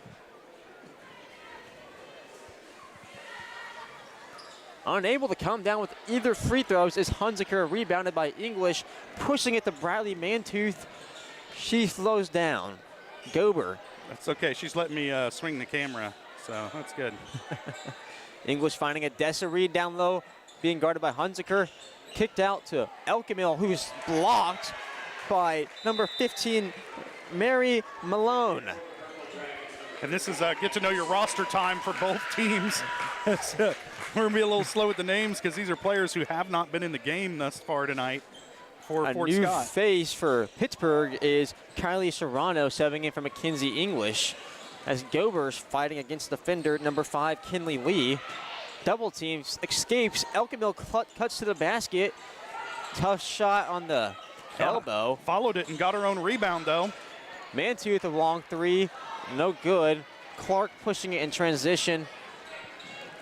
She finds Hunziker, who kicks it out back to Clark on the right wing, no good off the front of the rim. Elkemil fighting for the rebound through contact. She's getting tackled, she's getting slashed, she's getting bodied, but she comes away with the ball in the possession. Pittsburgh has it on Fort Scott's half. That is Kinley Lee's first foul of this ball game. Kendall Elkemil won a 1v3 right there to get the possession back in Pittsburgh's favor. And that's the kind of effort that we talk about when Elkemil comes into the game. That's what you're going to get. As Gober finds a back-cutting Mantooth, a floater over the defender in the paint, but unable to come down with it. Serrano scrapping for the ball on the floor, gets the foul. Mantooth have been well advised to use the backboard there in that situation. That close to the bucket, go ahead. That's what it's there for. Yeah, Mantooth that time is trying to get nothing but net, just comes just short off the front of the brim. Pittsburgh unable to make this 40-point lead larger. You have Clark now running the offense, going against Elkemil, a very nimble defender. Finds Lee, who finds Hunziker for an open 3. She steps into it confidently, but no good. Rebounded by DeRees. She's sideswiped. Comes down to Mantooth. Deflected to Gober. And the Dragons just need to put some zip on these passes. Don't just lob it, lay it out there. Get it to the person you want it to go to, and you don't give the defenders time to adjust. Well, Gober listened to as she slashed through the defense and found yet again a wide open Dessa Reed under the defense. She gets 2 more points. Lainey Trissler getting set to check in for the Dragons as they keep digging into their bench. Elkemil now guarding a Clark who's driving. And thought we heard her whistle, but we didn't. She throws it away. I think there was a shoe. Elkemil coming down 2v2, her and Gober, but she decides to pull it out and slow it down. Clark tries to capitalize, almost comes away with the steal. Gober now knocking down her defender, but she's going to get called for a charge. Doesn't believe it, but with the game this large apart in scoring margins, you just let it be. Yep. You enjoy the sweet taste of soon victory. Yeah. As Pittsburgh, but we don't have a running clock. It's a 40-some point game, and the clock is still stopping on stoppages. It'll be interesting to see if they go to a running clock in the fourth quarter. Both coaches have to agree to it. Yep. In a game like this, you don't want to have. Yeah. You don't want to let the other team put you in a running clock. Yeah, you don't want your rival to go to the running clock on you. That's for sure. But that's a tough pill to swallow. The situation we're in here, I think. Serrano get a good contest on Malone. She comes down with it. Gober now slowing it down, facing a pressing Lee at half court. Yet again, fighting through contact. This time she'll be on the receiving end of a blocking foul. If you're going to bite it right in front of your coach where she can help you up and give you a high five for your effort. Natalie Gober trying to earn what my girlfriend calls brownie points, trying to get some more minutes. Yet again, fighting through a tough You can identify lead. with somebody trying to earn brownie points, can you? Lee just coming away with the defensive effort, able to force Gober to throw it away. Fort Scott trying to do the same. Clark has it now at the top of the key, going against a, yet again, very quick Elkamil. Malone cutting across the face of Pittsburgh. And that hit the shot clock. By Hunziker in the left wing, hits the top of the shot clock, and she knows it. She's just, forget about it. You guys didn't see anything. It didn't happen. The next one will look better. Yeah. Yeah, it's been that kind of night for Fort Scott as Lainey Trissler inbounds it to Elkamil. She's running the point right now. She finds her lane, kicks it to Bradley Mantooth coming across the wing. Back cutting is Gober. Oh, but met resistance and blocked by Lee, but fouled in the process. Gober's going to get 2 shots. And I don't have a 50 on my scoring sheet.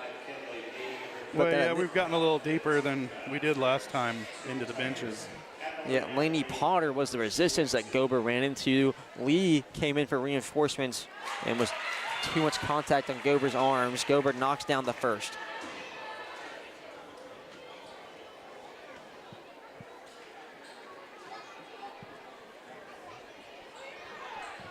Knocks down the second. Gober 2 for 2 at the line to make this a 44-point ball game. Still no running clock. I guess they're going to have to wait till the end of the quarter maybe to have that discussion. Yeah, as Clark just cuts her way through the defense like knife through butter. Nice move. Serrano just not able to stop it at the rim. Mantooth for a 20-foot jumper to Serrano's hands. Uncomfortable rebound, unable to put it back up. Yeah, it's a little too deep under the bucket. Might have been better off to kick that one back out. Of course, hindsight's 20/20. So. Clark with 3 seconds left now receives a screen, gets it from deep, no good. And that'll be your score but through 3 quarters. Pittsburgh 61, Fort Scott 19. I'll see you on the other half of this break.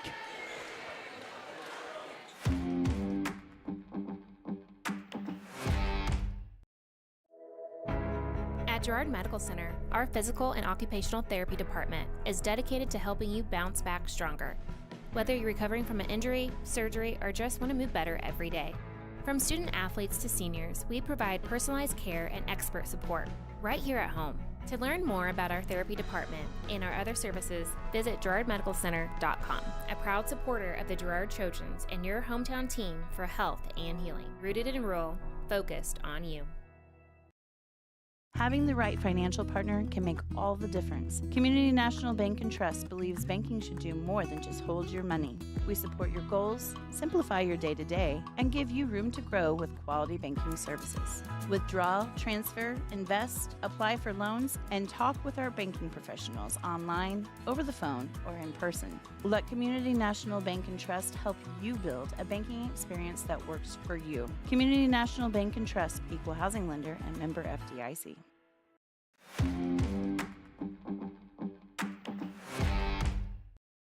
Welcome back to Pittsburgh Sports Live. The start of the fourth quarter starts with Pittsburgh inbounding the ball in Fort Scott's half. A lot of passing, but no shots just yet. 15 seconds left in this shot clock. You got Pittsburgh starters back in the start of this fourth quarter. English a long three because she's feeling it. Oh my goodness, Mackenzie English for her 6th 3 of the ball game. Yeah, that was a heat check, and yep, she's still hot. She knows it. She's waltzing back. She's happy. Smile from ear to ear. Well, like I said, when you can spank your rival, it's always a good night. Especially if it's Fort Scott. Speaking of, they're trying to throw it away. Saved by Cohen on the half-court line. Driving through uncontested. A shot off the backboard, just too strong. Falls into Odessa Reed's hands. Angie Miller now. Fort Scott still showing that 2-3 zone. You got Reed coming up to the corner to try to counter it. Hertrid now at the top of the key. Back to Jorge on the wing. She drives in a 15-foot floater, falls into Hertrid's hand under the basket, but she just couldn't come down with it. Jorge gets it back. Hertrid, a contested three in the corner, too short. Rebounded by J.C. Rogers. Gorman bringing it up now. Pittsburgh kept her in check. She only had 4 points in that first half, 0 in the third. Man. Rogers now, 15-foot elbow shot over English. Air ball. Try to get saved by Cohen, but Reed able to let it bounce right into her hands. It let it bounce right between her legs, and then she saved it. That was pretty good. Fancy footwork. Play, yeah. If you're the Dragons, you don't need to hurry anything here. You want to take all 35 seconds on every possession. Yes, you do. You want to close into the sunset here. As we're trying to make it a little feisty. We're getting some passes dancing with that out of bounds line, but Pittsburgh, great hands to receive them. There's that 35-second shot clock going off. Reed gets it off. Off the rim. Just couldn't be hauled in by English. Yeah, she got a hand on it, but couldn't bring it in. But that's a win for the Dragons, using all 35 seconds of that shot clock. I mean, you're leading 64-19. You probably don't have to score another point all night, but what you got to do is burn time. The way this game's looked, Pittsburgh could play 5 more quarters defensively and probably keep the lead. Well, we mentioned during the break that I think they held Fort Scott to just 2 points in that third quarter. 2 points in the third quarter it was. Fort Scott, 2 points in the second half is what that means. Through 11 minutes of basketball, you've found 1 bucket. Can it be 2 from Yarrick from 3? Yes, that is 5 points in 2 quarters of basketball for Fort Scott. Yarrick with her 7th point of the night. As you see a lineup change for Pittsburgh again, bringing that youth in. And there we go. Mauled. Yeah, Mantooth just forced that pass into double coverage. It wasn't there. And you got to have better judgment on what you're doing with the basketball. And that's what you get when you get younger players into the game. Yeah, just building that experience. But right there, that was Cohen in transition. As Gober's fighting through a double team with the half court. Odessa Reed shooting a 3-pointer. Just missed. What the heck, right? Why not? If you're Odessa Reed and you're going to shoot a 3-pointer, now is the time. It's been the night to do so. You're up by 40. Might as well let it fly. Now the Fort Scott starters are going to sit again. We're going to get that young lineup back in the game. I think the Dragons are going to answer suit here a little bit as Reed's going to sit. And we get Lainey Trissler back into the game. Odessa Reed stepping off now, playing one of her final games as a Pittsburgh Dragon. A good one to sign off on. Oh, she's got another 1 or 2. Come on. Regular season I was referring to, I'm sorry. Yeah. Come on now. And this is a girls team that I know Pittsburgh, through league play, we play a lot of 4A schools, but we've seen them beat some 6A schools this season. So this is a girls team that could go make some noise in the state playoffs in Class 5A. You never know. That's what we're hoping. This team, we've, like you just said, beat some 6A teams. They have enough defensive pressure and just energy and grit to compete with anybody. They got enough athletes. They've got a good mix of players. They could spoil a couple teams' parties this year. As Mary Malone goes 2 for 2 at the line for Fort Scott, trying to break ice on the 30-point ball game. As Gober's going to try a long 3, just missed as well. Rebounded by Elkamil because she's so good at that. Skips it to Briley Mantooth. She'll try one. Yes! Swish! Mantooth's got a good shot from out around the perimeter. We saw it right there. And just that high arcing shot. Every time it goes in, you almost feel like you can hear the net swish from up here. As you have Malone in the corner working against the sharpshooter. And Serrano just unable to deal with the strength of Lainey Potter down low. Yeah, and she just kind of mistimed her jump there and got a little too much of Potter's arm. And it all came down to the positioning. Potter got where she wanted to be, and Serrano had to muscle her way back in there, just not successful, as Potter is off the mark on the first. Chronister is going to come in for the Dragons, along with, I got to flip that over. Oh, that's the wrong side. Along with Alexis Chronister, the sophomore as well. And Deani Murray into the game as well. And this might be Murray's first minutes of varsity action this season. I think so. Mantu got tied up that time, so it's going to give it back to Fort Scott by way of the possession arrow. Speaking of possession arrow, that's one thing we haven't had to see too much of this game. Yeah. Pittsburgh able to... Not a lot of tie-ups. No, Pittsburgh able to rip their balls out of the hands as there's a foul committed under the basket. Mary Malone. I think they're going to get Serrano with this one again. Just besting Serrano under the basket, just better positioning yet again.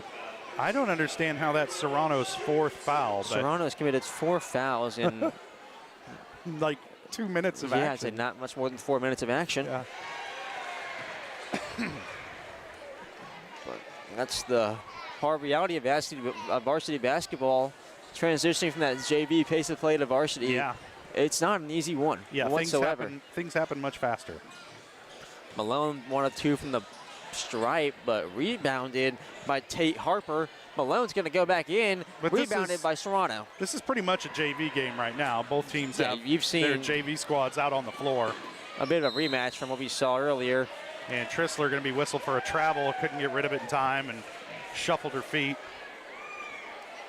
And that's another opportunity for the Dragons to slow it down, calm down, burn some clock. We don't need to rush into the offense. No, but with 20 seconds left now, Pittsburgh starting to see the light at the end of the tunnel. Yeah, well, it's the we want to hurry up and get my points before this game runs out. Yeah, Fort Scott trying to make that stat line a little prettier. Trissler always the smile on her face, fighting through contact. Fort Scott trying to get the grudge match, you Another know. hell ball. It's going to stay with Pittsburgh, and that's going to do it. Yep. Anywho, 40-point victory for Pittsburgh in the Fort Scott Tiger Dome to end their series sweep on the Fort Scott Tigers, 67-27. We'll talk more about it on the other half of this post-game break. You're watching Pittsburgh Varsity Sports Live.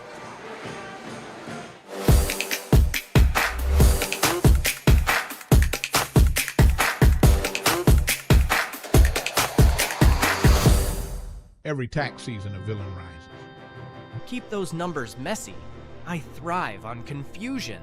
But when overpayment strikes, a hero answers the call. You can't save them all, Captain. Watch me. Prime Accounting, fighting for your deductions, protecting your refund. Don't let Tax Luther take your refund. Join Team Prime today. Power to the people who fight. To find a location near you, go to primeaccounting.net. At the Farm and Ranch Division of the Four-State Agency, we're a team of experts who genuinely care about you and your farming operation. That's why whether it's a visit to your farm or a friendly chat at our office, we're committed to delivering the service you deserve. Our team is fully licensed in both crop insurance and LRP, allowing us to cover your entire farming operation across Kansas, Missouri, Oklahoma, and Arkansas. Contact us today to see how we can help. Selling equipment can be a hassle. Whether you're needing to replace an old tractor or you're finally getting to retire, the time and energy needed to clean, prep, promote, and sell seems daunting. That's why you need Tyler Jackman and Big Iron Auctions. From one piece to the whole farm, Big Iron Auctions can deliver your items to more than 750,000 registered bidders. Call Tyler Jackman at 620-404-8115 or learn more at BigIronAuctions.com.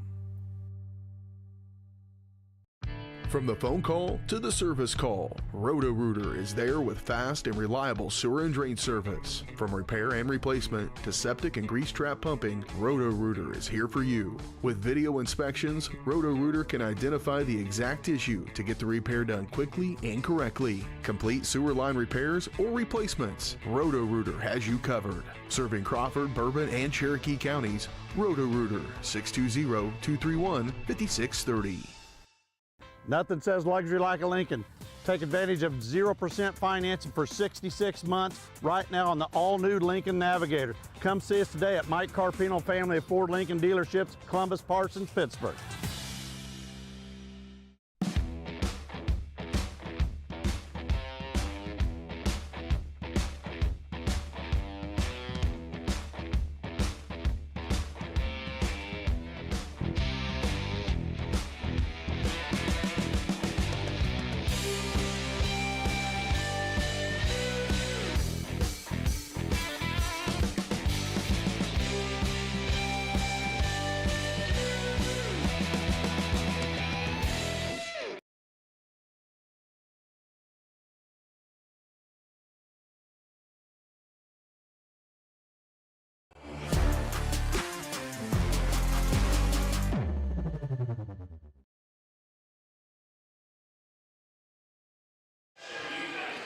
Welcome back to Fort Scott High School. The Dragon girls come away with the win, 65-27.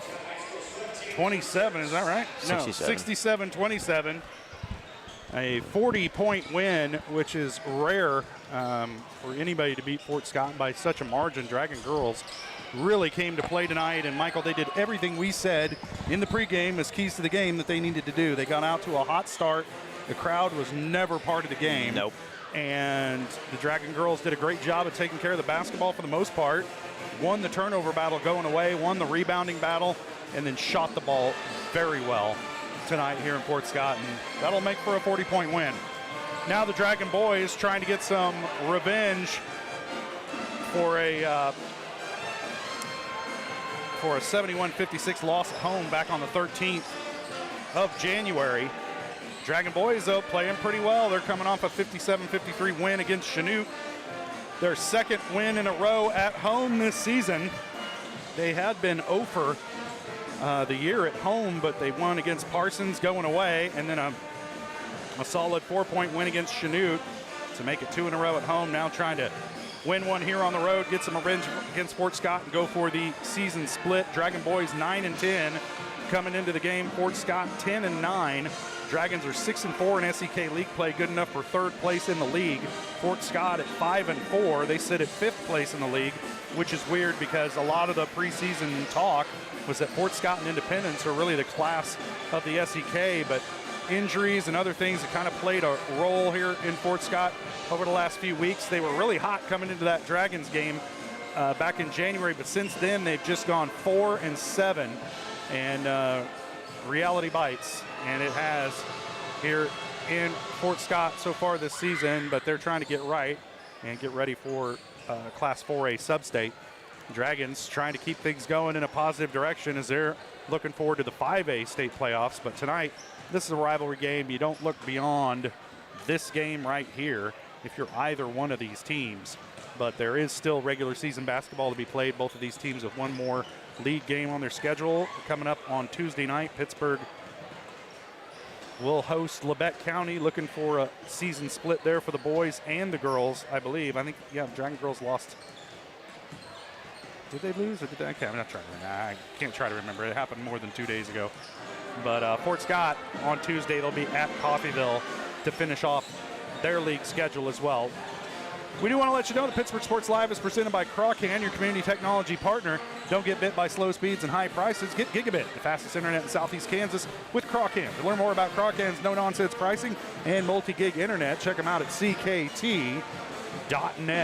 And we want to thank Crawcan, Community National Bank and Trust, GN Bank, Vietti Auto Body and Alignment, B&B Excavating, all of our sponsors that have made Pittsburgh Sports Live possible all year this year through football, basketball, and we'll have some baseball and softball coming up for you this spring as well. But we thank you for joining us, and we doubly thank all of our sponsors this year that have made this broadcast possible. We'll step away for a quick break. We'll be back, get you your keys to the game, your starting lineups as we get closer to tip-off of the nightcap. The Dragon Boys taking on Fort Scott coming up on Pittsburgh Sports Live.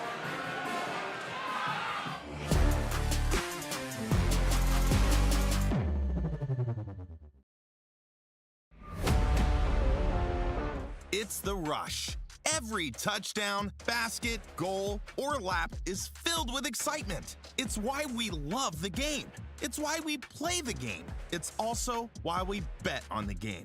The Rush is why we need a plan to bet responsibly and not lose more than we can afford. Problem sports gambling can ruin the love we have for sports. So know when enough is enough. Know when the game is playing you. Contact 1-800-GAMBLER for help today. Having the right financial partner can make all the difference. Community National Bank and Trust believes banking should do more than just hold your money. We support your goals, simplify your day-to-day, and give you room to grow with quality banking services. Withdraw, transfer, invest, apply for loans, and talk with our banking professionals online, over the phone, or in person. Let Community National Bank and Trust help you build a banking experience that works for you. Community National Bank and Trust, equal housing lender and member FDIC.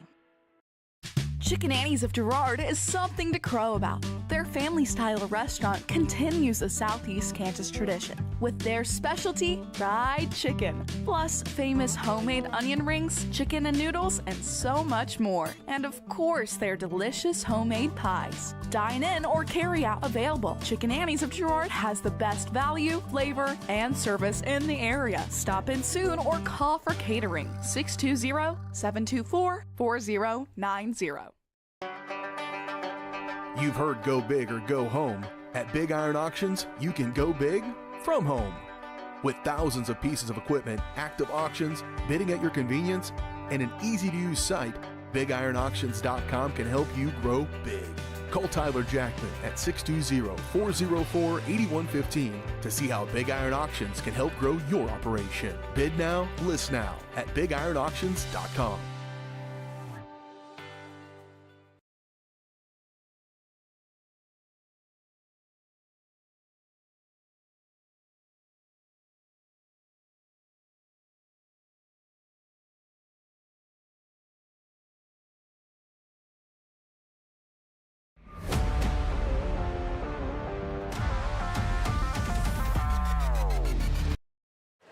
You can't win them all, and that's the lesson of Rocky.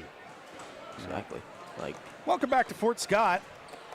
Getting set for tip-off of the boys' game between the Fort Scott Tigers and the Pittsburgh Purple Dragons.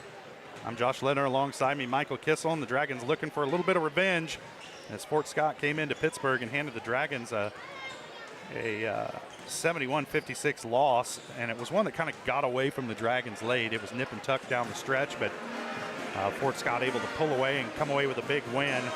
And it was really led by Kanan Brown, who had 25 points that night against the Dragons. Drayden Marlowe had 16, and then Dirks Kegler with 16 as well. And Kegler's, Kanan Brown gave it to us all night, but Kegler's 16 came late in the game when Fort Scott needed points, and they really leaned on him. And so we'll see if the Dragons can slow him down a little bit tonight and maybe come out of here with a win. We saw the Dragons drop a lopsided game against Independence early in the season, and then turn around a couple weeks ago, go into Independence, and come out of there with a 1-point win. And so they are capable of ruining your night on the road. They're certainly capable of that. We've seen them do it to lots of opponents this year, and they're going to try and get it done here tonight at Fort Scott. Let's go ahead and get your keys to the game. And Michael, for the Dragons, it's almost the same with the boys and the girls. You got to value each possession and create more chaos than you fall victim to.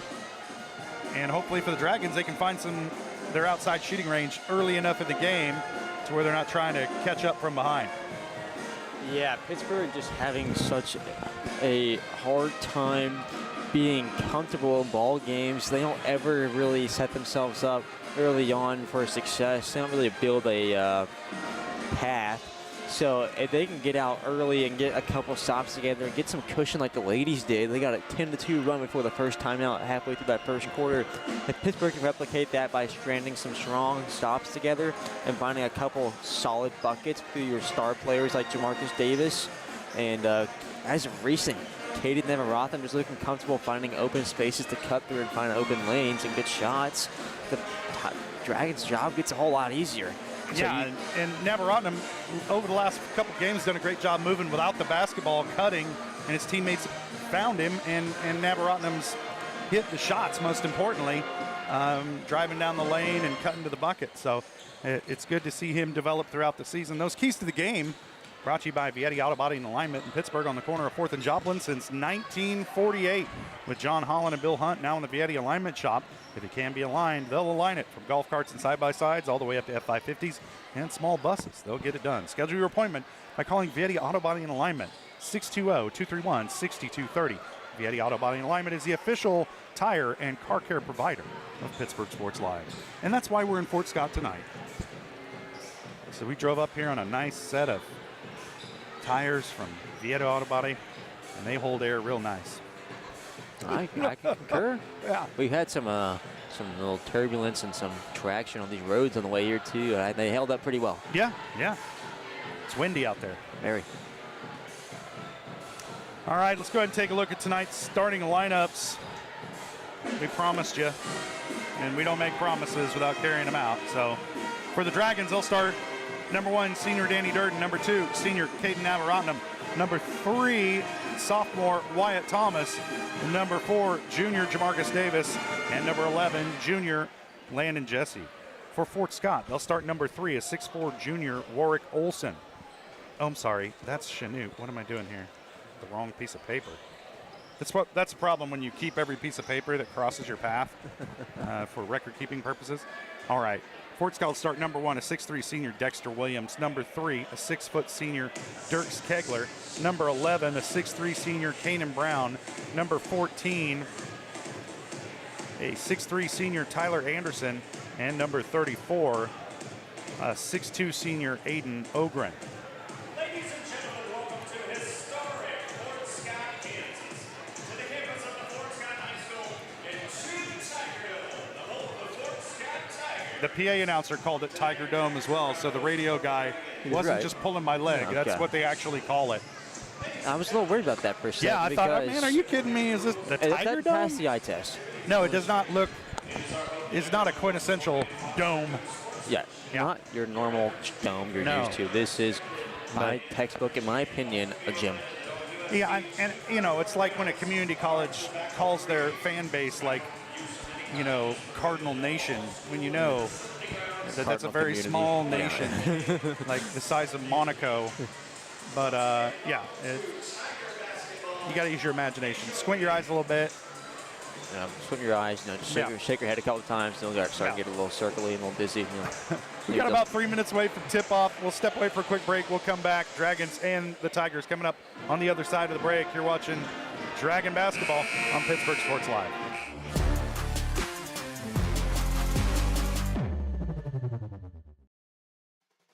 At the Farm and Ranch Division of the Four-State Agency, we're a team of experts who genuinely care about you and your farming operation. That's why whether it's a visit to your farm or a friendly chat at our office, we're committed to delivering the service you deserve. Our team is fully licensed in both crop insurance and LRP, allowing us to cover your entire farming operation across Kansas, Missouri, Oklahoma, and Arkansas. Contact us today to see how we can help.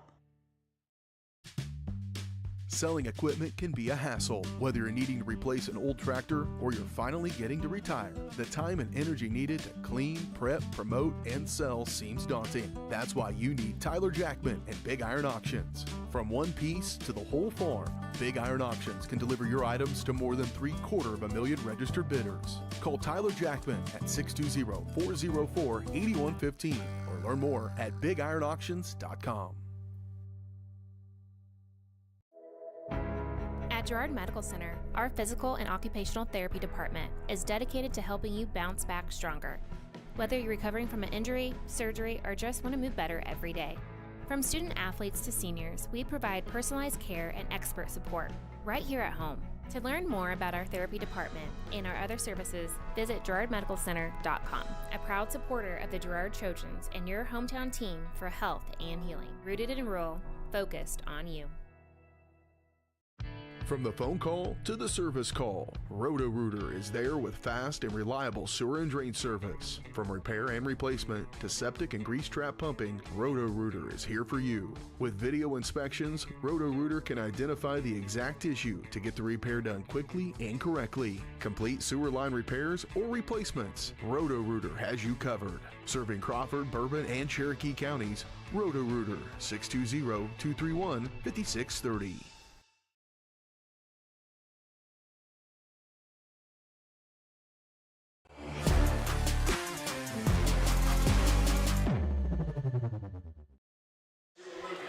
Welcome back to Fort Scott High School, getting set for the nightcap between the Dragons and the Fort Scott Tigers. But first, we're going to honor America with the playing of our national anthem, and we'll do our part by being quiet.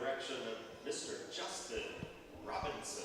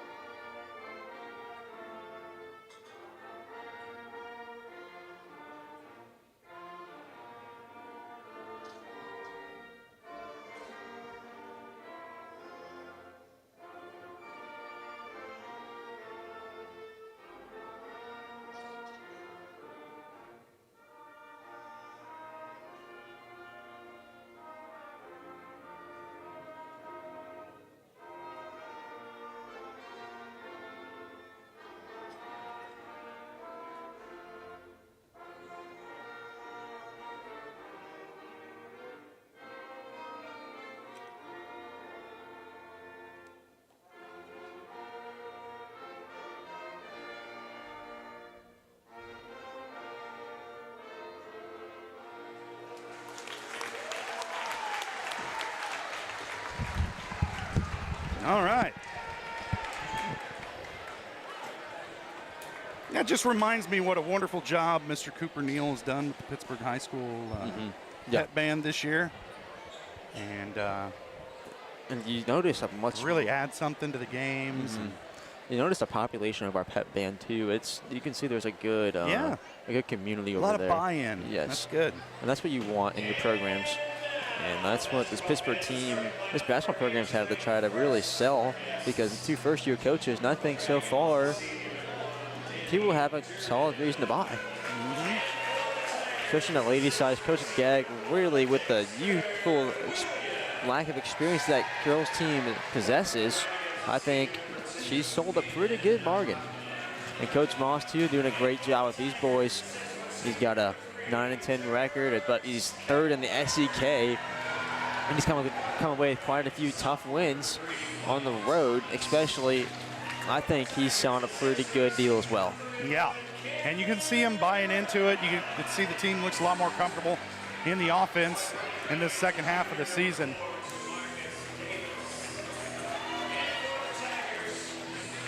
Coach Moss not impressed with Fort Scott's players, not shaking his hand. Oh. That last one did.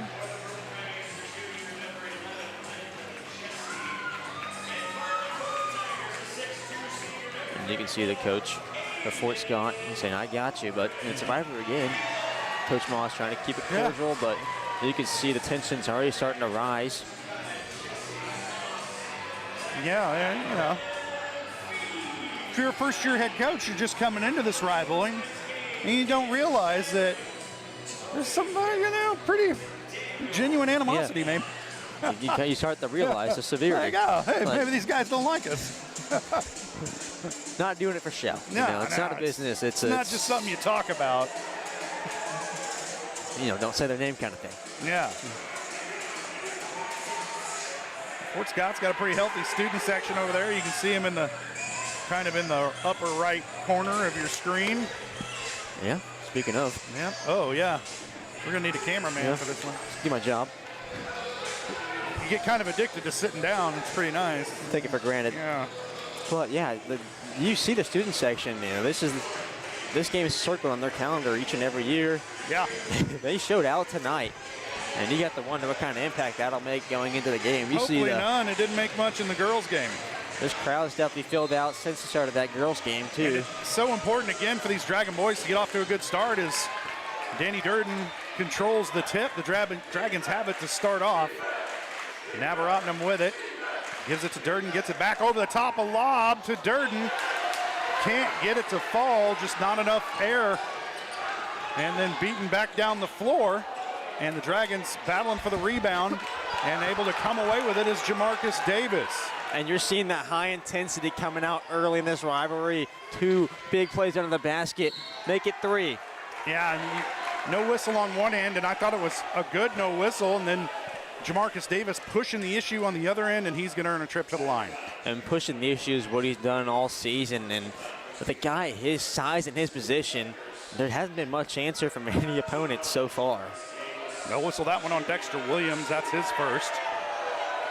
And you can hear the Fort Scott crowd getting involved as Jamarcus Davis hits the first free throw. And I don't know what the theme of the student section is, but it's pink yet again. We've seen that. It's, I think, breast cancer awareness. It's a good cause. Okay. Yeah. I agree. It's a great cause. It affects everybody. Davis hits both of them.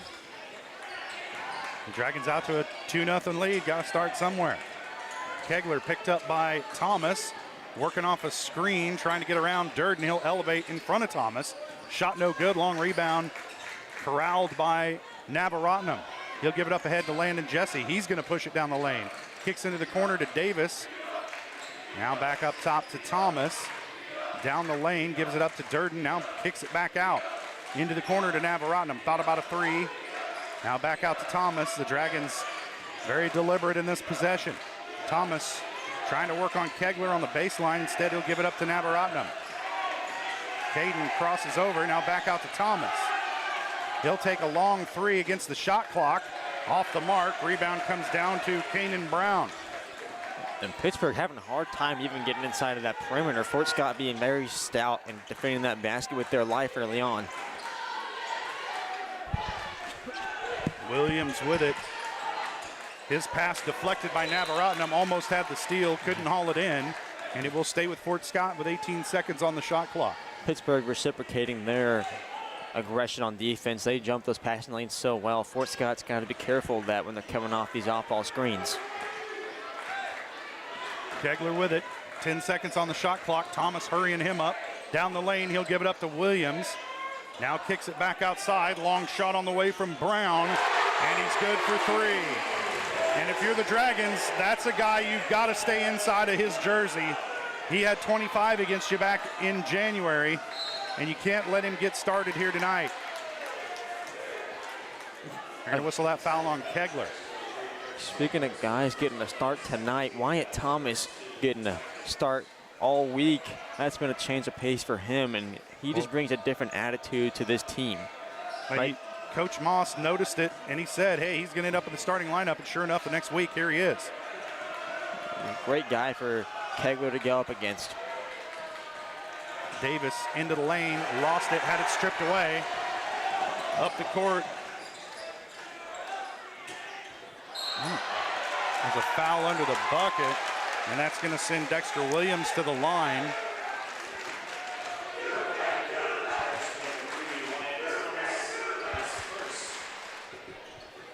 Tyler Anderson came away with the steal, then got it to Williams.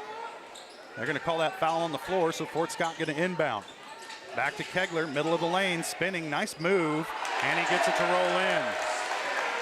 And normally, you don't see the point guard being at the helm of that baseline play, but his footwork proves why he is.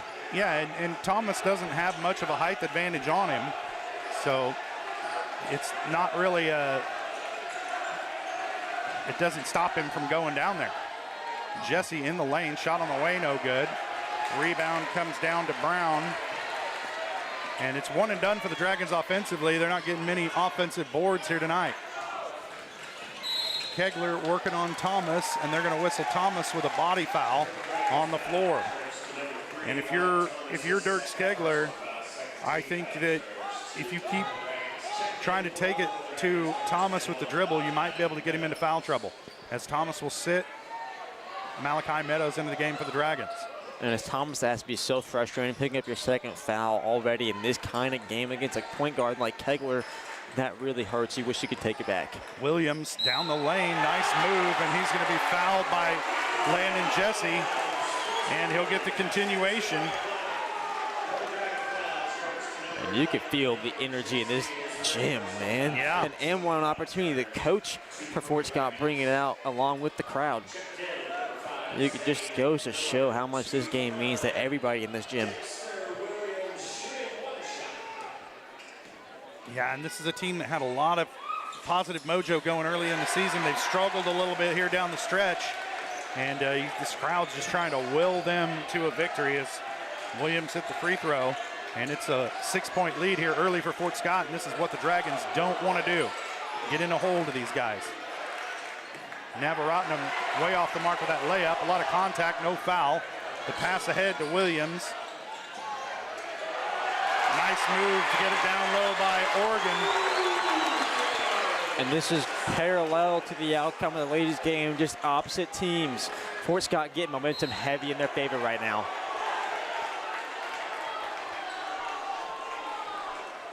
Jamarcus Davis, though, trying to put a silence to this momentum. Just giving it a chance to slow the game down with those fouls under the basket. And the best thing about it is their fouls. So the game stopping, the momentum slowing down, and Fort Scott's getting penalized directly. These free throws are going to be clutch tonight for the Dragons as Davis hits his third in a row.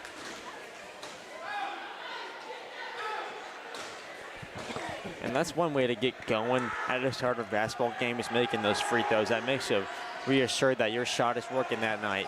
There's the announcer's curse as he misses the second. 3 for 4 from the stripe is Jamarcus Davis. He's got 3 points on the night. Dragon defense needs to get a stop. Zane Miller just checked into the game. He's working on Dirks Kegler. Too much hand checking by Miller.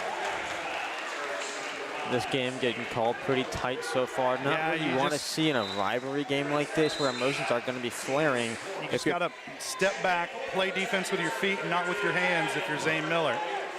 Yeah, if you're Pittsburgh, you have to recognize that. Tone it back. Like you said, move your feet, let your body do the defending, not your hands. Yeah, if Kegler wants to step back and take a 3 from beyond Steph Curry range there, you'll live with that. You don't want the foul occurring out near half court.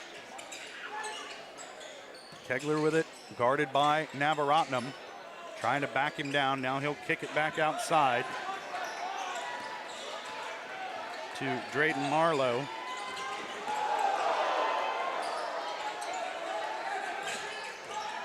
Kegler with it again, dribbling around. Now he picked up his dribble. Kicks it outside to Brown. Brown goes to work down the baseline. Shot on the way is good for Tyler Anderson. And the Fort Scott boys are looking like Pittsburgh's girls did here early in this one. Everything is going in. Davis with it, top of the key. Backing down, now he picked up his dribble, needs some help, gets it out to Durden. Dragons looking for something. Miller hoists a 3, no good. Rebound Durden though. That might be the first offensive rebound of the night for Pittsburgh. Davis down the lane, he's fouled. And if you're Jamarcus Davis, you just keep pushing it into traffic and trying to pick up fouls. Every time Jamarcus Davis has penetrated the paint, he's got called for a foul. That's his 3rd foul drawn. And that's the best way to get back at this Fort Scott team right now, is kill that momentum for Pittsburgh. Yeah, those fouls are all getting spread out pretty evenly as Zane Miller gets the inbound pass, takes it right to the rack. First bucket of the night for Miller. Utilizing his beautiful ball fake that we've seen all season long, it just creates so many opportunities night in and night out for him. And now it's an 8-point lead for Fort Scott. We got a mismatch with Navaratnam under the bucket with Algren, who's trying to shove Caden out of position as Fort Scott still hasn't been able to get him the ball though. Brown with it, working on Malachi Meadows. Stepping away, shots off the mark. Good defense by Meadows to force him to the baseline. They'll get it ahead to Durden. His pass too low for Jamarcus Davis. 3-point attempt by Navaratnam, in and out. It was halfway down and came out. Kegler with the long rebound. The lob pass, no good. Right into the hands of Durden off the carom. Ahead to Meadows. Reverse layup, no. Rebound Navaratnam off the glass, no. But Davis comes away with it for the Dragons. Nothing easy tonight offensively as Davis is fouled. Jamarcus Davis drawing his 4th foul. And that's going to result in free throws. I thought it was going to be on the floor. It is not. They whistle that foul on Ogren. That's his 2nd. And that right there is a 15 foul on Fort Scott. So Dragons will be shooting free throws on every foul for the next minute 55. And that's a good way to get back into a game if you can make your free throws.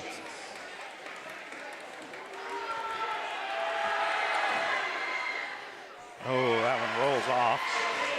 That's brutal. Right now, you need to take advantage of these opportunities when you haven't found much offensive success because you've been at the line the whole time. Dragons as a team have 1 field goal in this first quarter. Everything else has come from Jamarcus Davis at the free throw line. Hits the 2nd. He's got 4 points, all of them from the stripe. He's 4 of 6 from the line. Dragons look to trap. They were a little bit out of position. And a timeout called by Fort Scott. And a good timeout to preserve that possession. Really good timeout. Got it right and before. It's a 30. We'll stay right here. Got it right before Pittsburgh took possession and right before that shot clock expired. Yeah. They got the backcourt violation, excuse me. The 10-second count there to get it across the timeline. Well, Dragon boys just, having a heck of a time getting anything good, like high percentage on the offensive end of the floor. Yeah. They are getting Fort Scott into a little bit of foul trouble here early, but Fort Scott's doing a good job of spreading them out, at least across the roster. Nobody with more than 2 fouls. Ogren has 2, and he's the only player on Fort Scott's roster with more than 1. Yeah, and basketball is a game of runs. I think Pittsburgh has done a great job of maintaining this run. They're not letting it get out of control. They still look confident defensively. Fort Scott just making tough shots. You saw that press right there. Looked very solid. And offensively, it's not like they're not getting looks.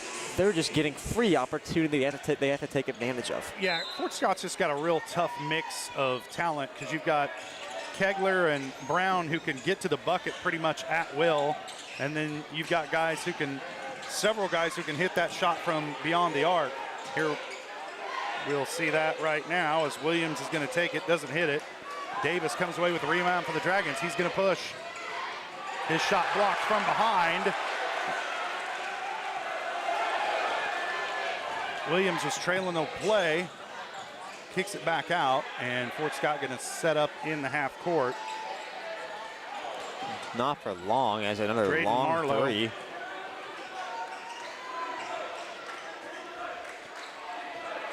Dragons have it back. They haven't been able to make any shots. Brown's going to be whistled for the foul as there you see Miller does a good ball fake, gets him off his feet and draws the contact. Such an effective ball fake. You're taught as a defender, especially when you have the height advantage, stay on your feet, especially on the perimeter, because of that reason right there. Zay Miller, he's always undersized. He's a point guard, so most times he won't have that height advantage. He's trying to draw that hesitation from the defense so he can exploit it, and that's what he does best. Missed the first free throw.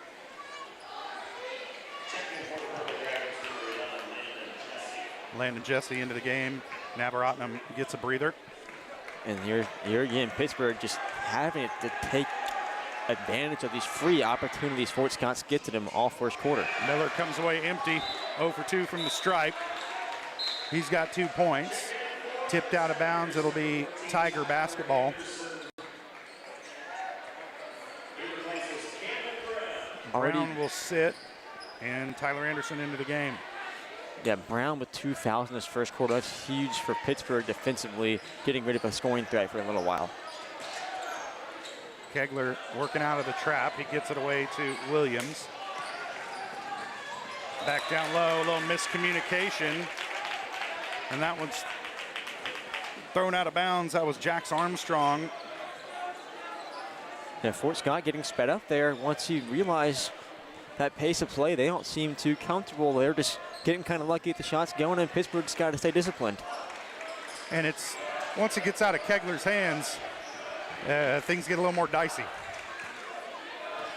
They get it down low to Davis. He's fouled. Shot doesn't go. Man, I was hoping to get that one to fall.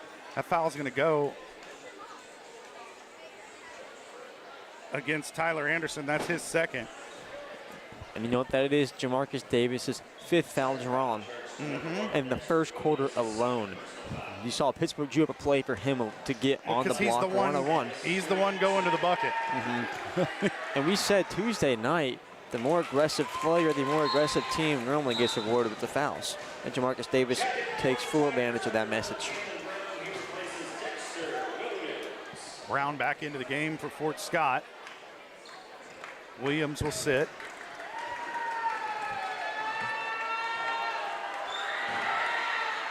Davis hits them both. 6 points for Jamarcus Davis on 6 of 8 from the free throw line. He's yet to make a field goal, but he has earned a lot of trips to the stripe, and there's a foul on the floor. I think they're going to get Landon Jesse with this one.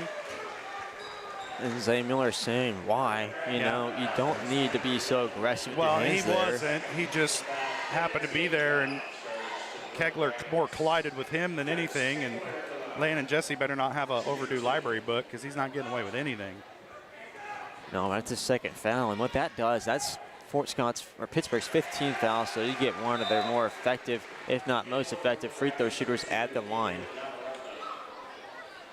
Navarottenham into the game. Malachi Meadows will sit. So Dragons trying to find somebody to kind of, other than Jamarcus Davis, to get this offense energized. Kegler hits them both. No better time to do that than the remaining seconds of the first quarter in the away team's gym. Dragons going to probably hold for the last shot. We got an offensive foul against Navarottenham, colliding with the defender. A completely unnecessary foul. Just the boneheaded fouls that you can't commit. You can't commit that. If you're going to collide with somebody, you better have your feet set and be setting a screen. You can't just run across them and bash into them. The official right there to make that call. Not a good foul. Kegler elevates, hits it at the buzzer. And that's going to do it for the first quarter. It's one to forget for the Dragons. They trail it by 9 after 1, 17-8. We'll take a quick break, and we'll be back. You're watching Dragon Basketball on Pittsburgh Sports Live.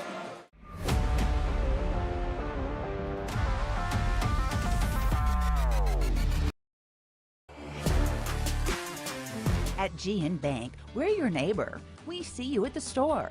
We cheer with you at the local football games, serving you with the same friendly faces you have come to know and trust. GN Bank, the best place to bank and borrow. At the Farm and Ranch Division of the Four-State Agency, we're a team of experts who genuinely care about you and your farming operation. That's why whether it's a visit to your farm or a friendly chat at our office, we're committed to delivering the service you deserve. Our team is fully licensed in both crop insurance and LRP, allowing us to cover your entire farming operation across Kansas, Missouri, Oklahoma, and Arkansas. Contact us today to see how we can help.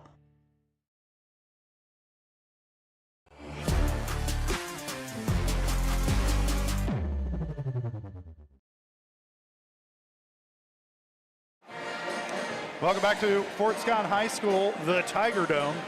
After 1, Fort Scott leading the Dragons 17-8. And we were talking during the break, Michael, the Dragons cannot have another quarter like the one they just played. No, and more so. Defensively, you got to mark the outside shooters, and you got to cut down on the boneheaded fouls. Yeah, it more so wasn't the defense as like they made their shots, they got their spot. Offensively, we gotta capitalize, plain and simple. There's a three-point attempt off the back iron. Two Dragons battle for the rebound. Nobody could come away with it. That's like the 20th time this year the two Dragons have knocked the ball away from each other because nobody talks. Gotta call it. The mental mistakes on Pittsburgh keep piling up early on in this game, and Fort Scott, they've been capitalizing.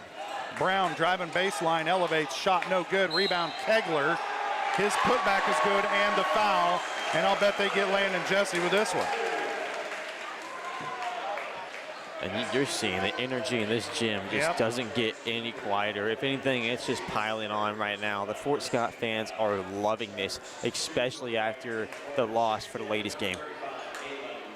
That's 8 points already for Dirks Kegler. Third foul on Jesse. He'll sit. Halen Moss into the game for the first time tonight. And maybe the Dragons have a little bit of an inside presence now.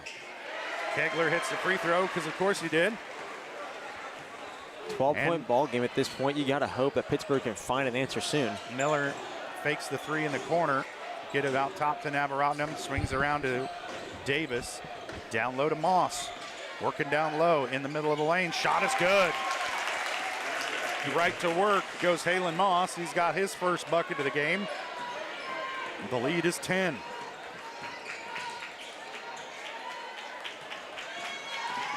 Navaratnam going for the steal, almost came away with it. Armstrong keeps it for Fort Scott, kicks it over to Brown. Shot on the way from Marlowe, and he did that to Pittsburgh a lot last month. And when you have three different guys who can hit three-point buckets, that shot won't go for Davis, but it will stay with Pittsburgh as Kegler had a toe on the line. And that time, man, that did everything but go in. Yeah, the ball is just not falling in favor of Pittsburgh right now, literally. Yeah, that bucket's like the size of a coffee cup for the Dragons right now. That rim's a little smaller than the other one. Yeah. It's the way it feels, at least. They'll get in and over the top to Zane Miller at the elbow. Fakes the shot. Down the lane goes Miller, but the layup no good. Kegler with the rebound. Somebody's going to have to pick up Kegler. Brown into the lane. Shot on the way. No good. Out of bounds. A Dragon ball. Last touched by Tyler Anderson. And right there, those are the scariest things about rebounding right there. When Halen Moss and Danny Durden, both your bigs, go for the shot block, you almost feel like it's going back into Fort Scott's hands. That one tipped away by Kegler. It'll stay with the Dragons.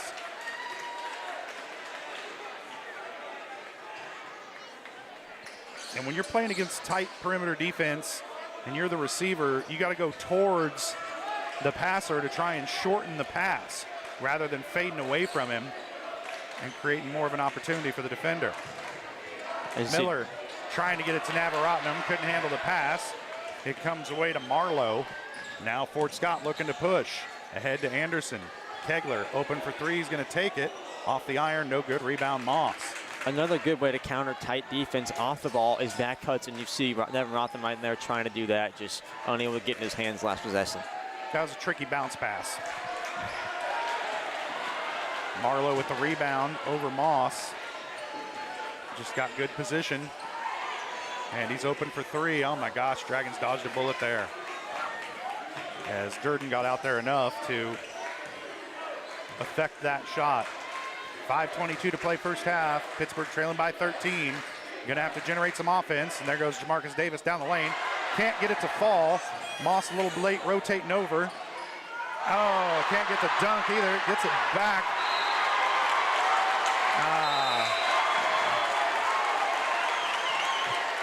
Yep, and you can see Fort Scott's fans, especially the student section, just feeding off of that. When you're Pittsburgh, Halen Moss trying to get a spark right there. That's such a gamble with a dunk. If you don't get it, you just know it's going to pile on against you even more. And right there it does. Yep, well, some off-season squats. A little more pop in that jump. He would have had that one. Kegler swings it around. Anderson into the corner to Marlowe, and an offensive foul called against Fort Scott. I believe a moving screen or a elbow to the chest or something. They whistle that one against Ogren. That's his third. And that's good for Pittsburgh because that takes away a lot of size down low. That's one of their more physical guys. And as you saw right there, that's a physical foul. So Pittsburgh, his third foul in the second quarter, you're happy. The Dragons haven't scored a field goal yet in this quarter. They've gotten 2 free throws from Jamarcus Davis. That's all the scoring for Pittsburgh. Moss gets it deep, kicks it back out. A lot of white jerseys down there with him. Hayes gets it back to Davis, who's getting obviously fouled, but no call. Davis down the lane, kicks it over to Meadows. Open for three, he drives in the lane, misses the layup. And there's a deflected pass picked off by Meadows. Dragons got to get some offense. They've done pretty good defensively, but the offensive end points are just hard to come by. Davis's shot. Good job defensively by Kegler to stand his ground and then block the shot from Davis. And then right on the other end, Corday Hayes rejects Dexter Williams going to the bucket. And Hayes didn't fall for any of the fakes and also did a good job of standing his ground and blocking the shot. It'll stay with Fort Scott. Hayes, long arms, almost touching his knees right there. That just what makes him so good defensively. Oh, nice pass from Brown. Around the back to hit Kegler, and the Dragons couldn't keep up with him after he inbounded the ball. And an easy bucket on that inbound play for Fort Scott. That's not the first time tonight he's done that. Nice pass from Wyatt Thomas to Halen Moss. Moss has 4. Gets it on the reverse layup. The Dragons need stops and then scores. And we've found a lot of opportunities under the basket. That's the first time we've converted. Marlowe with it. You better step out and guard that guy. Brown with it down the lane. Shot on the way off the glass is good. He's got a real good runner in the lane, does Kanan Brown. He's got 5 points. And Fort Scott starting to pull away. Hayes, his runner, no good. Pittsburg, you almost feel like you're cursed away now. That's like the 7th ball to really roll is out like of the there's rim. a cage on top of that basket. Brown for 3. It's good. And Coach Moss has seen enough. He wants a timeout. As Fort Scott's opened up an 18-point lead on these Dragon boys who looked a little shell-shocked here early. 2:55 to play first half. Dragons trailing it 30-12. It's a full timeout. We'll take it as well. You're watching Dragon basketball on Pittsburgh Sports Live.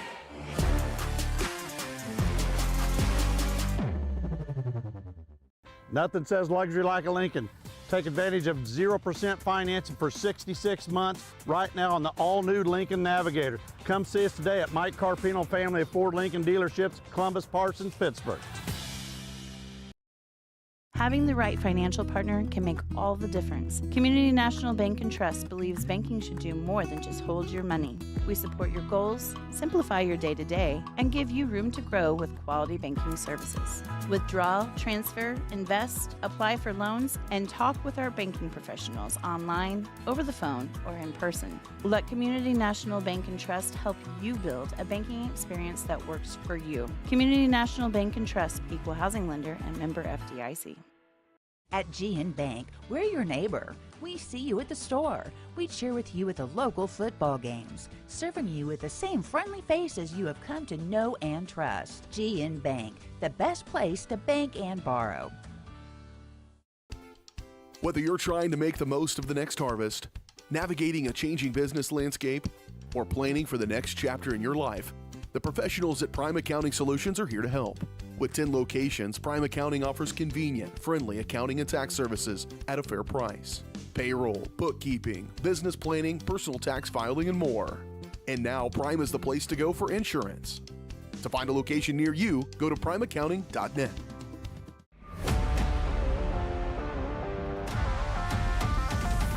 Welcome back to Fort Scott High School. 2:55 to play first half. Dragons trailing it by 18. And Coach Moss very animated during that timeout. Normally, from where we are, you can't hear a coach and what they're saying, but you could hear what he was telling the Dragons, and the message was, you're getting punked. And so he wants his team to play with a little more pride and fire than he's seen so far in this first half. That one's stripped away by Meadows. He's got a trailer, though. Gives it up to Hayes. Off the glass, can't get it to go. Navaratnam comes away with it. Davis for 3, off the back iron, tipped around, and there literally is a lid on the bucket for the Dragons. Coming back the other way. And Jackson Armstrong, finger roll layup in transition is good. Davis down the other way off the glass, and he answers back for Pittsburgh. Yeah, that's Davis's first field goal of the game. And Josh, that sequence has been the whole name of the game tonight, is making shots. Pittsburgh hasn't done it, Fort Scott has.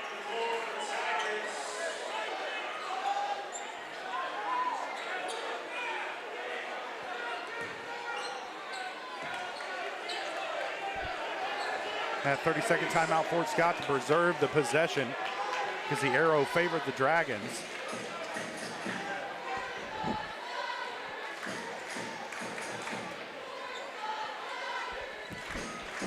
And getting a you've seen little Fort Scott chippy, save little a couple. chippy. Yeah. Fort Scott saved a couple possessions now. That could be momentum swingers for Pittsburgh by calling the timeout. That's a great job by their coach to really make sure this game is still heavily in their favor. Yeah, Coach Feeback, one of the best coaches in the SEK, and a lot of experience. And you see it right there. Recognized that there was trouble and called a timeout. It'll be Fort Scott ball. They'll inbound from in front of the Dragon bench. Pittsburgh gonna try and get a stop. Fort Scott looked real good on their last inbound play. It ended up in a easy bucket for Dirks Kegler. He'll get it to Brown, working against Hayes. Hayes rips it away. Good defense by Corday Hayes. See if the Dragons can come away with some points. Down the floor to Navaratnam. Way off the mark on the layup. Rebound comes down to Kegler. Poked away from behind by Davis. Scramble for it. And it's going to be last touch by Meadows. It'll stay with Fort Scott.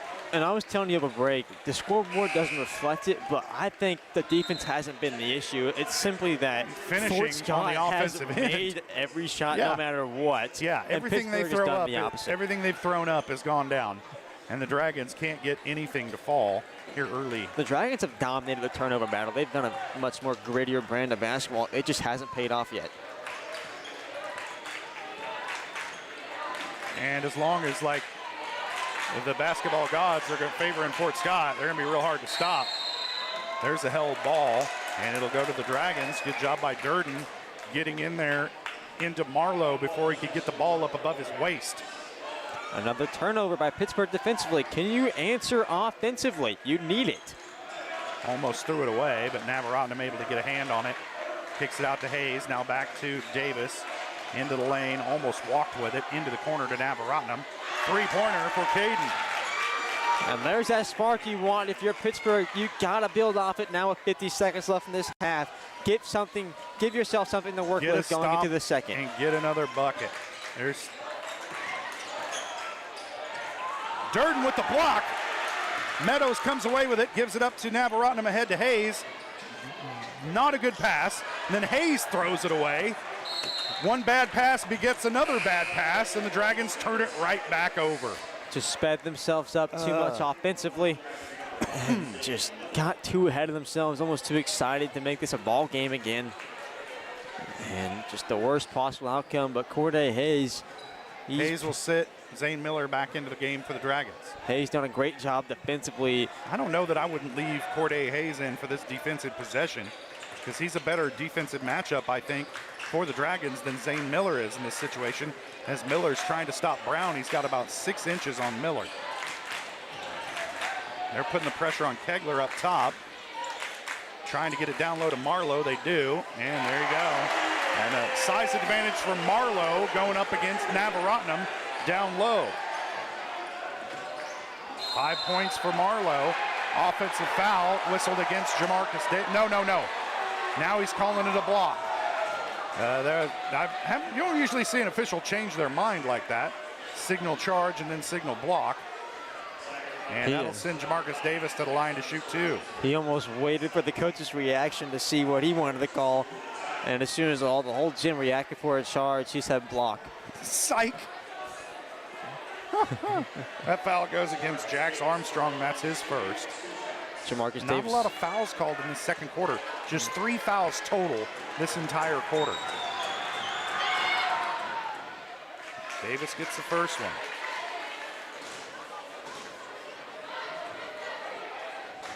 Nine points for Davis.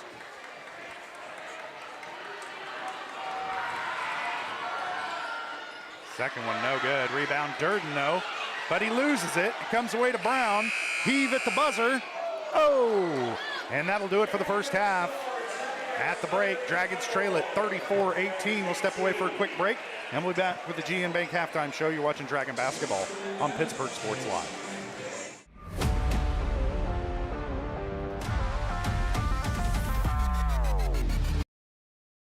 Nothing says luxury like a Lincoln. Take advantage of 0% financing for 66 months right now on the all-new Lincoln Navigator. Come see us today at Mike Carpino Family of Ford Lincoln Dealerships, Columbus, Parsons, Pittsburgh.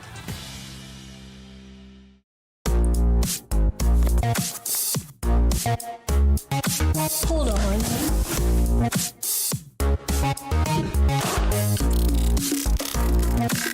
It's monstrous. With Crawcan's multi-gig internet, you can experience monstrous speeds for every device in your home or business at the same time for a low, no-nonsense price. At GN Bank, we're your neighbor. We see you at the store. We cheer with you at the local football games, serving you with the same friendly faces you have come to know and trust. GN Bank, the best place to bank and borrow. It's a bird. It's a plane. It's Chicken Annie's Gerard. When you're facing a chicken emergency, there's only one hero. Catering and carry out from Chicken Annie's Gerard. When an onion ring craving is too much to bear, when the family's coming over and you weren't aware, it's Chicken Annie's Gerard to the rescue. When there's 20, 30, 100 to feed, you need Chicken Annie's Gerard indeed. A heroic value, superb flavor. When there's a chicken emergency, there's only one hero. Chicken Annie's Gerard. When it comes to having your labs drawn, you have a choice of where to go. For 30 years, MagLab has focused on providing quality lab work that is accurate and timely. MagLab's walk-in service typically gets you in and out in under 5 minutes with same-day results. Locally owned and operated, MagLab takes most insurances, including Medicaid, and has historically had the lowest out-of-pocket prices. So when it comes to having labs drawn, don't be told where to go. Choose for yourself. Choose MagLab. Every tax season a villain rises. Keep those numbers messy. I thrive on confusion. But when overpayment strikes, a hero answers the call. You can't save them all, Captain. Watch me. Prime Accounting, fighting for your deductions, protecting your refund. Don't let Tax Luther take your refund. Join Team Prime today. Power to the people who file. To find a location near you, go to primeaccounting.net.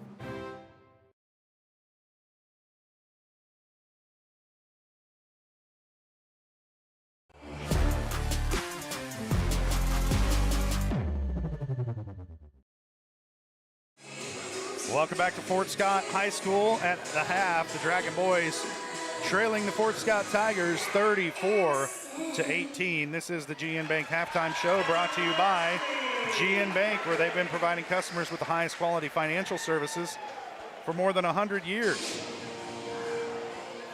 Whether it's personal, business, or agricultural needs, trust the team in GN Bank. Find out more at gn-bank.com. All right, here at the half, let's go ahead and take a look at some of our scoring totals from the first half. Our Eye on the Game brought to you by Kanar Eye Care. As we take a look back at the first half, Kanar Eye Care is here to make sure you can see what you're looking at. Kanar Eye Care, with locations in Pittsburgh and Girard, is here to help their valued customers. Learn more at canareyecare.com. First for the Pittsburgh Purple Dragons, they're led in scoring by Jamarcus Davis. He's got 9 points. Next up, Halen Moss with 4. And then Caden Navaratnam with a 3-point bucket in the second quarter. And Zane Miller with a layup in the first quarter. And that's it for scoring for the Pittsburgh Purple Dragons. Points hard to come by. And you would estimate that if your halftime score is 18 points. For Fort Scott, they're led in scoring by Dirks Kegler. He's got 11. Kanan Brown with 8. Drayden Marlowe with 5. And then Dexter Williams, Tyler Anderson each have 3. And Jax Armstrong with a bucket to round out the scoring for Fort Scott. We'll take a quick break. We'll be back with more of the GN Bank halftime show. Dragons trailing it at the half. You're watching Dragon Basketball on Pittsburgh Sports Live.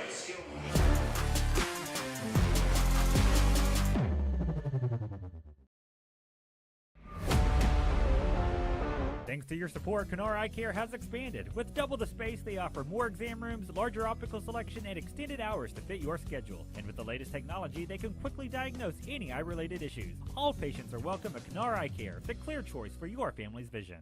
It's a bird. It's a plane. It's Chicken Annie's Gerard. When you're facing a chicken emergency, there's only one hero. Catering and carry out from Chicken Annie's Gerard. When an onion ring craving is too much to bear, when the family's coming over and you weren't aware, it's Chicken Annie's Gerard to the rescue. When there's 20, 30, 100 to feed, you need Chicken Annie's Gerard indeed. A heroic value, superb flavor. When there's a chicken emergency, there's only one hero. Chicken Annie's Gerard.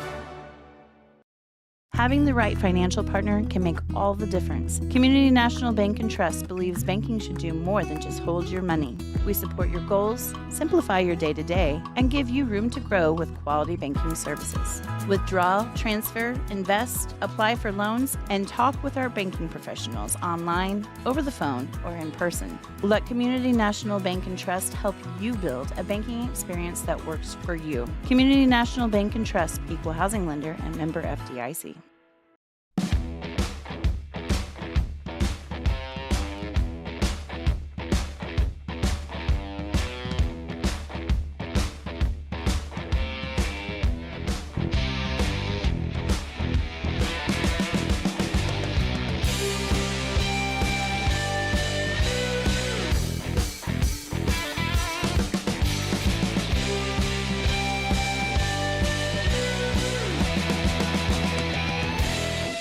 Every tax season, a villain rises. Keep those numbers messy. I thrive on confusion. But when overpayment strikes, a hero answers the call. You can't save them all, Captain. Watch me. Prime Accounting, fighting for your deductions, protecting your refund. Don't let Tax Luther take your refund. Join Team Prime today. Power to the people who file. To find a location near you, go to primeaccounting.net. I was raised in a small town, and there was a lot of people who took time to invest in me. And so when we decided to open up our offices, we want to make sure that we're pouring back into the community that's giving to us. We care. We want to be involved. We want to have a passion for what you have a passion for. We want to be able to give back. And that's the foundation. That's why we're more than just insurance.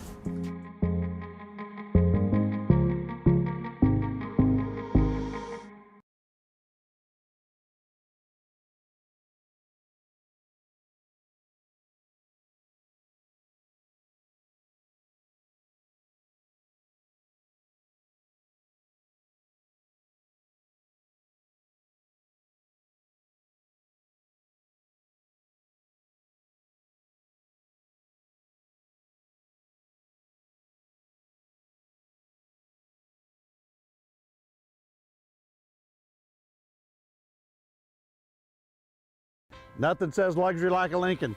Take advantage of 0% financing for 66 months right now on the all-new Lincoln Navigator. Come see us today at Mike Carpino Family of Ford Lincoln Dealerships, Columbus, Parsons, Pittsburg.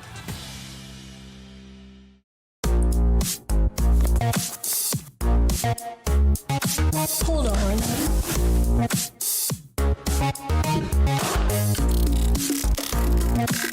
It's monstrous.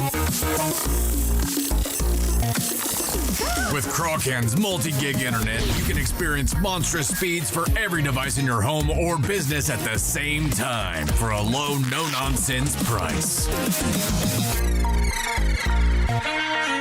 At GN Bank, we're your neighbor. We see you at the store. We cheer with you at the local football games, serving you with the same friendly faces you have come to know and trust. GN Bank, the best place to bank and borrow. It's a bird. It's a plane. It's Chicken Annie's Gerard. When you're facing a chicken emergency, there's only one hero. Catering and carry out from Chicken Annie's Gerard. When an onion ring craving is too much to bear, when the family's coming over and you weren't aware, it's Chicken Annie's Gerard to the rescue. When there's 20, 30, 100 to feed, you need Chicken Annie's Gerard indeed. A heroic value, superb flavor. When there's a chicken emergency, there's only one hero. Chicken Annie's Gerard. When it comes to having your labs drawn, you have a choice of where to go. For 30 years, MagLab has focused on providing quality lab work that is accurate and timely. MagLab's walk-in service typically gets you in and out in under 5 minutes with same-day results. Locally owned and operated, MagLab takes most insurances, including Medicaid, and has historically had the lowest out-of-pocket prices. So when it comes to having labs drawn, don't be told where to go. Choose for yourself. Choose MagLab. Every tax season, a villain rises. Keep those numbers messy. I thrive on confusion. But when overpayment strikes, a hero answers the call. You can't save them all, Captain. Watch me. Prime Accounting, fighting for your deductions, protecting your refund. Don't let Tax Luther take your refund. Join Team Prime today. Power to the people who file. To find a location near you, go to primeaccounting.net.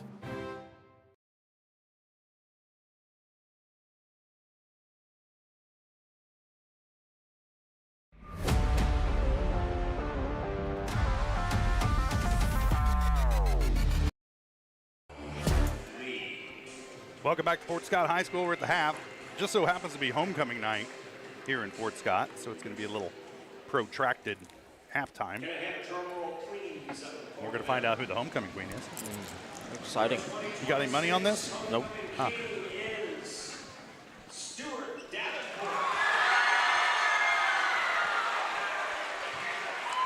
Tell you what, that's who I wasn't betting on, though. Yeah, Stewart was the dark horse coming into this. My money was on the girls' model club activities.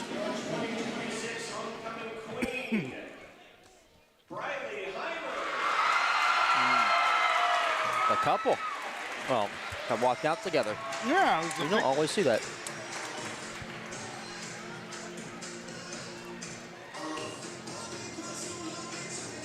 Now that's adorable. I haven't seen that before. That little man, adorable. He's rocking that red. Yeah. That suede, is that what you call it? Velvet suede? Yeah. I dig that. I like the red black velvet, yeah. tuxedo top, and the sneakers. I mean, the Jordans on bottom. Yeah, he's killing super it. suave. Super suave. I just realized they gave the guy the tiara and the girl the crown. Ah, you know. Yep. Potato, potato. Yeah. They're both a sign of loyalty. That also kind of explains why there's so many people here tonight. Yeah. Basketball homecoming. Okay. You know, okay. The rivalry made sense, but I mean, there was still kind of a lingering question. Like, is that all that's going on tonight? Well, the Dragons got a lot of work to do if they want to spoil the party here on homecoming. They're trailing at 34-18 here at the half. We got about 4 minutes away from the start of the second half. I'm going to take another break, and we'll be back with second half action. You're watching Dragon Basketball on Pittsburgh Sports Live.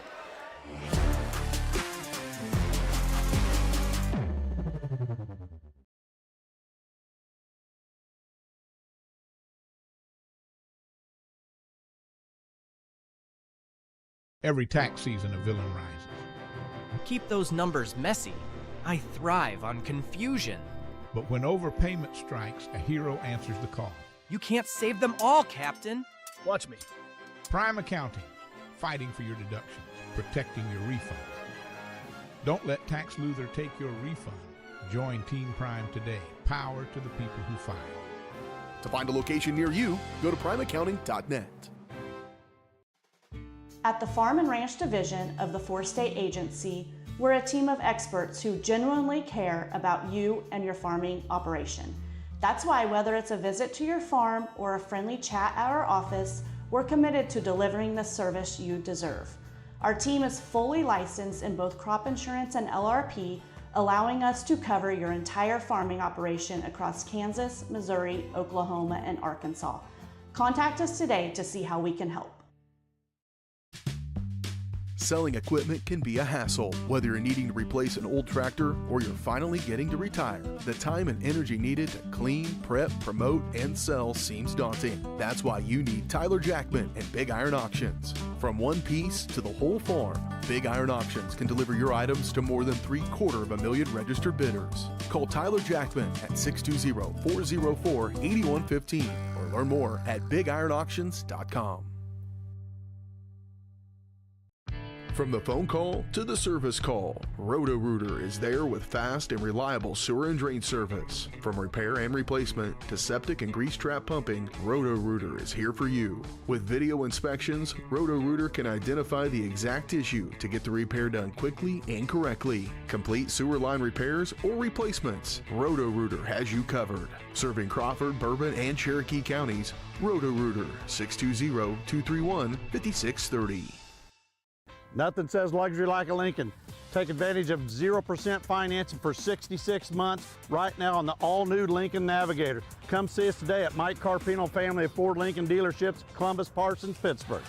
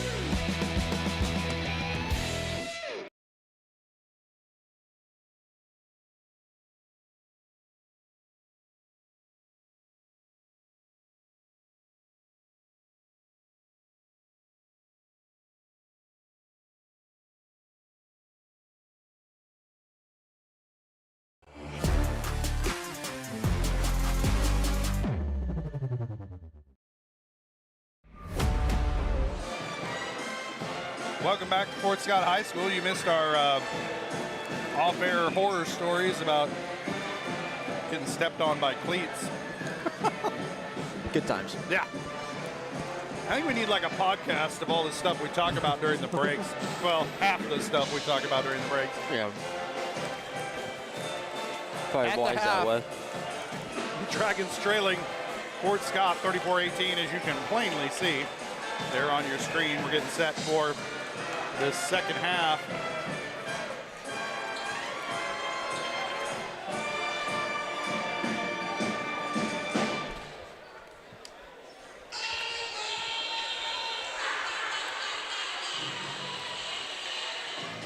It'll be Fort Scott's ball to start the third quarter. Coming out of the half, your score is almost doubled if you're Pittsburgh. So recognizing that and recognizing the fact that the reason that is because you just struggled to make shots offensively, and Fort Scott did quite the contrary. So you got to come out, make a run of your own, and kind of flip the script. Armstrong down the lane, shot no good. Navaratnam comes away with a loose ball for the Dragons. And that's the momentum swing you need right away, is that block by Durden. Open three for Jesse is good. And the three by Landon Jesse. Pittsburgh starting to build momentum, trying to keep that crowd silent for as long as possible. Now you have a chance to really build off that and create a run early on in the second half. That's the first bucket of the night for Jesse. He's got three. Now on the offensive end, this is Anderson working against Jesse, and he throws it away into the Fort Scott bench, and that'll give it back to the Dragons. So a surefire way to let a team back into the game is to commit turnovers. Fort Scott gives the Dragons one right there. Can they capitalize?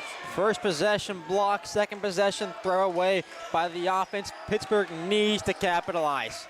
They get it to Durden on the baseline. His shot no good. Rebound tipped around. Davis comes away with it, fighting to keep the ball away from Dirks Kegler. Now they'll work it around the perimeter back to Durden on the far side. A great job by Davis to stay strong, keep that possession alive for Pittsburgh. Jesse saves the pass to Thomas, out to Durden for three, and Danny drills it. Danny Durden for three. Pittsburgh got quite the talking to, I have to imagine, during halftime. Already cutting the deficit down to 10 from 16 in just over a minute. Kegler elevates, and it's good. He's like the cheat code for this Fort Scott squad. Goodness. A double clutch shot from 15 feet out. Nothing you can do for Wyatt Thomas there. Durden gets it outside. He'll put it on the floor, off the glass, and good. Danny Durden being a perimeter from the presence, using that shot and that long speed and length to get past this defender and get 5 quick buckets early on in this third quarter. Yeah, 5 points for Durden, all of them in this third quarter. Dragons cut it back down to 10, but can they get a stop? Brown working down low on Navaratnam, too deep, gives it up. Good shot off the glass for Ogren. He's got 4. Davis quickly down the other way off the glass, no good. I think he'd have been better not to avoid the contact, but instead to go right into it. Down on the other end, shot no good, but the rebound comes down to Williams, and his putback is good. He's got 5. Fort Scott doing Pittsburgh struggle to do is answer these runs and kind of neutralize them. They've gone on a little 4-point run themselves to kind of cancel out this strong offensive presence early on from Pittsburgh. Navaratnam contested 3, waited too long to follow his shot. It goes out of bounds. It'll be Fort Scott ball. 5:07 to play third quarter. Dragons trailing by 14. Pittsburgh coming out in the full court man press, trying to generate more turnovers. Get it ahead to Brown. Back to Kegler. And Fort Scott can set up in their half court. 23 seconds on the shot clock. Kegler down the lane, into the corner. Wild pass, picked off by Durden ahead to Thomas. Dragons don't have the numbers. Thomas slows it down, out to Navaratnam. Thought about a 3, into the lane, Durden. Through contact, he's fouled. The shot no good. But they're going to give Danny Durden, they're going to say it was in the act of shooting and not on the floor. And Durden will shoot 2. It's his first trip to the free throw line tonight. Danny Durden does a great job when he receives that ball and cutting at the basket. He never loses it because he has that high ball rip that kind of gets the elbow across the defender's nose, kind of backs him off. That allows Durden to get that ball on the ground comfortably going towards the basket and create those fouls and those contacts. First shot no good.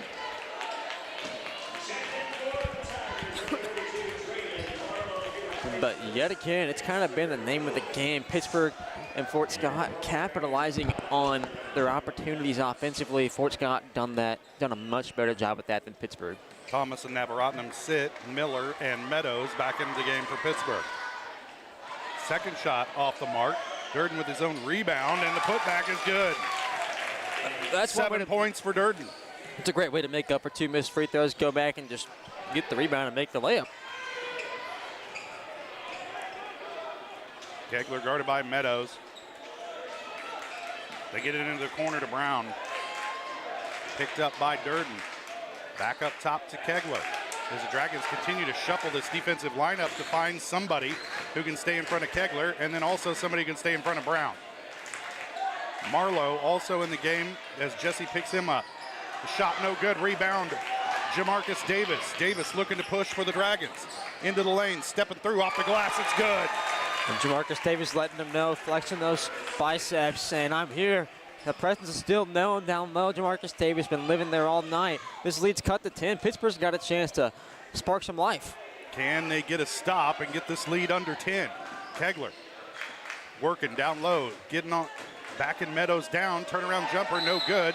Durden fouled on the rebound. He landed awkwardly on his ankle, and Durden gets up gingerly. Going straight to the bench, recognizing that he needs a breather. That almost landed on the basketball. Lucky to be walking away with that comfortably, well, not comfortably, but. They whistled that foul on Tyler Anderson. That's his 3rd. Pittsburgh doing a great job of getting some of these Fort Scott big men in foul trouble. I'm sorry, that was Ogren's foul, and it's his 3rd. That allows Jamarcus Davis to attack the basket even more freely. Miller can't get it to go, gets his own rebound, and he's fouled. And Zay Miller had a wide open lane to the basket, but just lost his footing, so he kind of used that pump fake to naturally look like he was doing a move so he can get his footing back, and by that time... And lucky he didn't get a travel call there. Yes. And by that time, Fort Scott was able to get back, but Miller using that fake, riding and dying by it and getting the foul. Foul goes on Dexter Williams. That's his 3rd.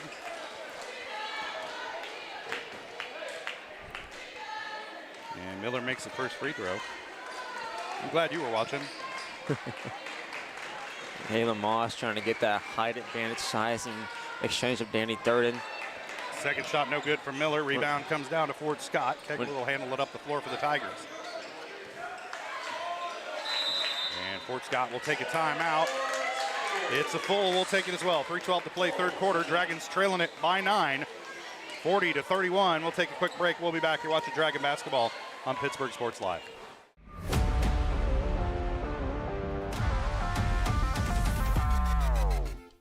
Whether you're trying to make the most of the next harvest, navigating a changing business landscape, or planning for the next chapter in your life, the professionals at Prime Accounting Solutions are here to help. With 10 locations, Prime Accounting offers convenient, friendly accounting and tax services at a fair price. Payroll, bookkeeping, business planning, personal tax filing, and more. And now Prime is the place to go for insurance. To find a location near you, go to primeaccounting.net.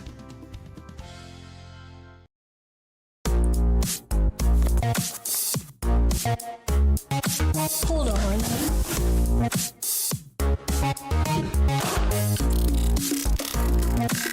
It's monstrous. With Crawcan's multi-gig internet, you can experience monstrous speeds for every device in your home or business at the same time for a low, no-nonsense price.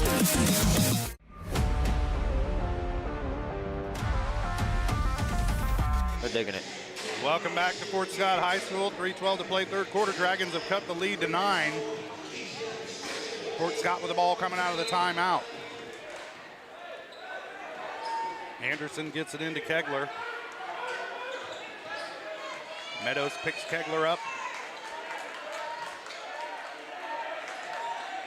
Williams with it, working against Zane Miller. Back out to Kegler. Dirks goes to work on Meadows. Step back three, no good, but the rebound comes right down to the Tigers. That shot no good.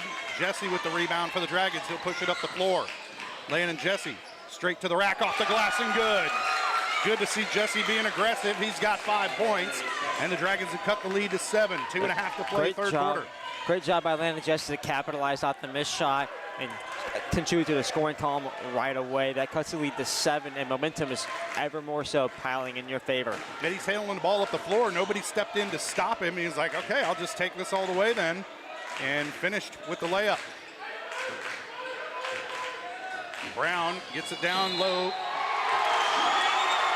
He had a bucket and a foul for Marlowe, and that's kind of what he did to the Dragons last time around, is they'd start to put together a run, and Marlowe would come up with a big bucket to stop it for Fort Scott. He's like their third option, but on most other teams, he'd be the first option. Yeah, there's a lot of players that would be first options in other teams in this Fort Scott squad. Yeah. They just got too much talent for Pittsburgh and most other teams to deal with when they're fully healthy. But right now, Pittsburgh just trying to hang in there. Still a lot of ball left. Marlowe's shot no good. Rebound Durden.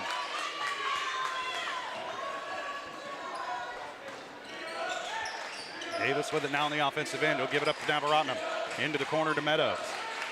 Feed down low to Durden, working against Marlowe. Back up top to Davis. Into Williams, driving, his shot blocked, lots of contact, no foul call as Davis picks himself up off the floor. Ahead to Marlowe, splits the defense. His layup no good. Rebound comes down to Meadows. Ahead to Navaratnam, pass out of his reach, but Miller chucks it down for the Dragons. And there's a foul call against Fort Scott as they got Tyler Anderson with that one, and that's his 4th. He's livid. But great job by Zane Miller to kind of recognize the overwhelming pressure by Anderson and kind of just stuck his body in there. And the ref gave him the call right away.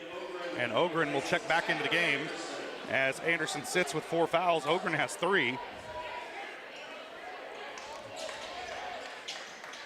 We'll get it into Miller, or to Navaratnam. He tries a 3, no good. Tipped around, and the rebound comes down to Marlowe. A couple Dragons got a hand on it.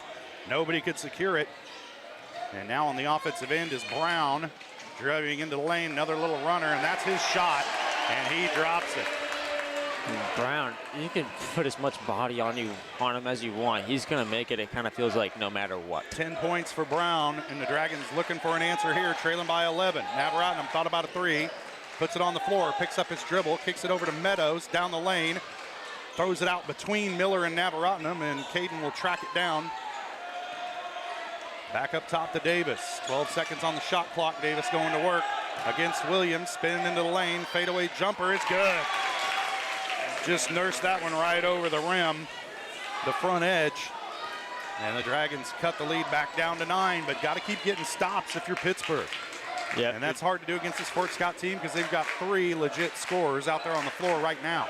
It stops with guarding Kegler. Meadows has done a pretty good job staying in front of him. As Kegler picks up his dribble now, he'll give it up to Brown. Now to Marlowe at the free throw line. His shot deflected by Durden, saved inbounds by Navaratnam, and then a terrible pass trying to get it to Malachi Meadows, and that's just what drives you crazy about this team. They come away with a turnover. You don't need to push it. You don't need to hurry, and there's just an inexplicable pass from Navaratnam that ends up being a turnover.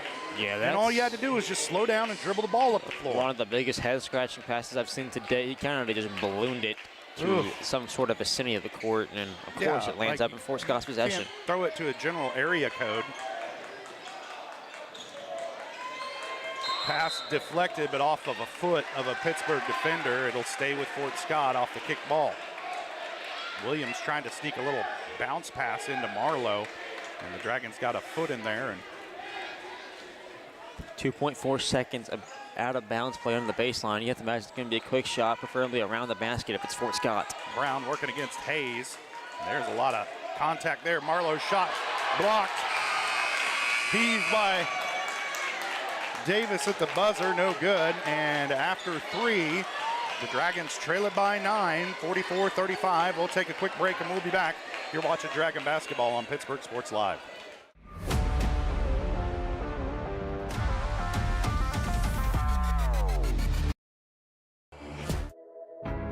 At Girard Medical Center, our physical and occupational therapy department is dedicated to helping you bounce back stronger. Whether you're recovering from an injury, surgery, or just want to move better every day. From student athletes to seniors, we provide personalized care and expert support right here at home.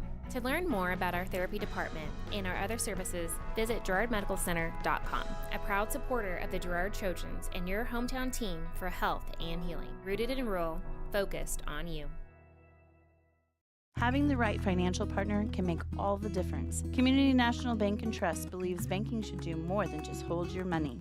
We support your goals, simplify your day-to-day, and give you room to grow with quality banking services. Withdraw, transfer, invest, apply for loans, and talk with our banking professionals online, over the phone, or in person. Let Community National Bank and Trust help you build a banking experience that works for you. Community National Bank and Trust, equal housing lender and member FDIC.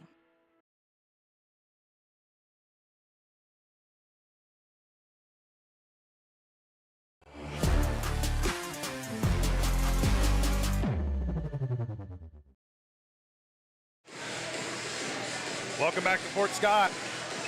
1 quarter left to play. Dragons trailing the Fort Scott Tigers by 9, 44-35. Pittsburgh will have the ball to start the 4th quarter.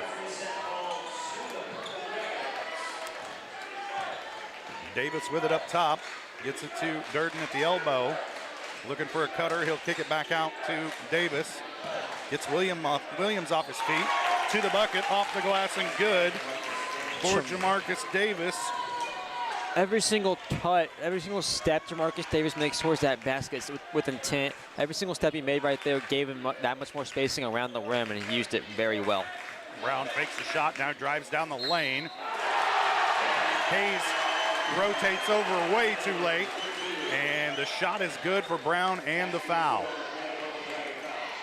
And if you're Pittsburgh, right there, that's one of the easier shots he's had because he was able to get down under the basket. Throughout the game, Brown has just made tough shots, and then again, that's another tough shot, but that time around the rim, you got to find a way to completely shut him down, face guard him all 94 feet, and don't let him get inside the perimeter because he hasn't really shown much of a perimeter presence yet this game. Hayes and Meadows sit. Navaratnam and Landon Jesse back into the game for the Dragons. And there's a foul against Fort Scott. It'll give the ball to the Dragons. That was on Dexter Williams. That's his fourth. And Williams is going to sit. Marlowe back into the game. He has no fouls. So Marlowe can be a lot more physical defensively than a few of the guys on Fort Scott's roster right now. Miller with it. Over to Navaratnam. Gets it down low to Davis. Working on Kegler. Gets the bucket and the foul. And that's just sheer strength from Jamarcus Davis getting underneath, and Kegler just not nearly as strong as Davis. He lets him know it, spins into him, elbows him, shoulders him, and gets the easy layup in contact. 17 points right now for Davis, trying to make it 18 right here. That one's off the mark. Fort Scott comes down with a rebound as Ogren pulls it down, and Kegler will handle it up the floor. Zane Miller now defending Kegler. They bring the trap. Kegler passes out of it before the trap arrives. And they're going to, it looks like they're going to try and trap it out of his hands. Dragons come away with a turnover. Navaratnam, they were trying to get it down low to Marlowe and pass off the mark. And Navaratnam comes away with it. Landon Jesse with it now for Pittsburgh into the corner to Davis. Back up top. Navaratnam, swing it around the horn. Davis begging for it. Jesse with it. Down the lane goes Zane Miller. Off the glass, no good. Gets his own rebound. And has it ripped away by Kegler. Held ball. It should be Fort Scott ball, and it is. Zane Miller got away with a little bit of contact there. Yeah, he's just doing too much down there by himself and not a lot of movement off the ball by the rest of the team. And Miller just got in trouble, and Kegler finally able to get his hands in there and tie it up. That's the problem Pittsburgh has at times is ball watching offensively. They kind of get stale at times off ball wise. They don't move around a lot and let these offensive players get any playmaking opportunities. Kegler gets it to Brown after working off a screen. Swing it over to Armstrong, and he's fouled up top by Jamarcus Davis. Coach Moss doesn't like the call. And I think that's the first foul on Jamarcus Davis. It is. This is where Davis starts committing his fouls. He does a great job of staying clean throughout the game, and he really lets him come out in this fourth quarter knowing he has plenty to give. And the Dragons just need to turn up some defensive pressure here if they want to get back into this one. Armstrong out to Marlowe, puts it on the floor. Gives it up to Ogren. And Jax Armstrong hits the three-point bucket. It's that kind of night for Fort Scott. When they need a big shot, they're getting it. The lead is back to 10. Durden with it in the lane. Back down to Davis. Off the glass and good. Oh, my goodness. Ball fake. Faked the pass to Durden and took it right off the glass. Kegler has no answer for Jamarcus Davis. They have to double team him, but even then, he's unstoppable under the basket. Into the corner, Armstrong again.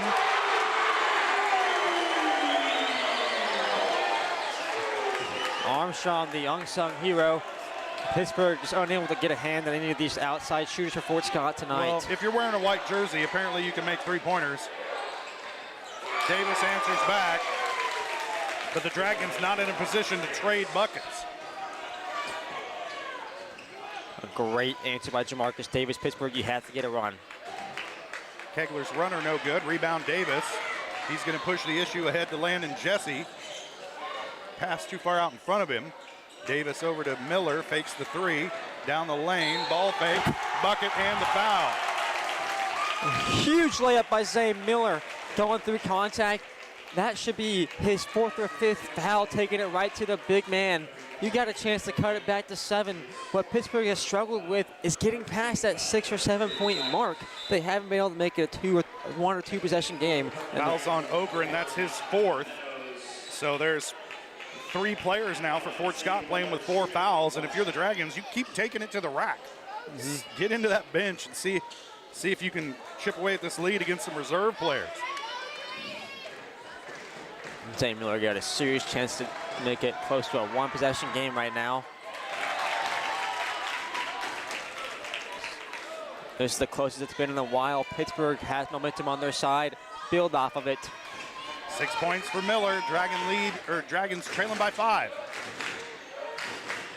Kegler picks up his dribble. Meadows in front of him. Gives it up to Brown, working off a moving screen from Kegler. Back to Kegler, back to Brown.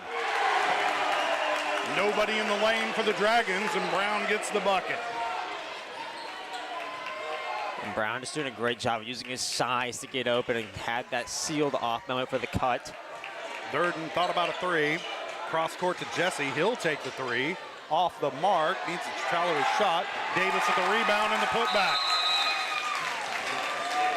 Timeout Dragons, a 30-second timeout. 3:52 to play. Pittsburgh trailing it by 5. Fort Scott led by as many as 12. And the Dragons have cut it down to 5. So put a little bit of pressure here on Fort Scott on homecoming night. Trying to spoil the party for the Tigers. They did it last week against Independence on the road. Trying to steal another one this week. Some more Grand Theft basketball is what Dragons are hoping for. It's been their brand. We did it against Chanute. Yep. We've done it against everybody this year, it feels like. So Pittsburgh, you have to wonder, are they in their comfort zone right now?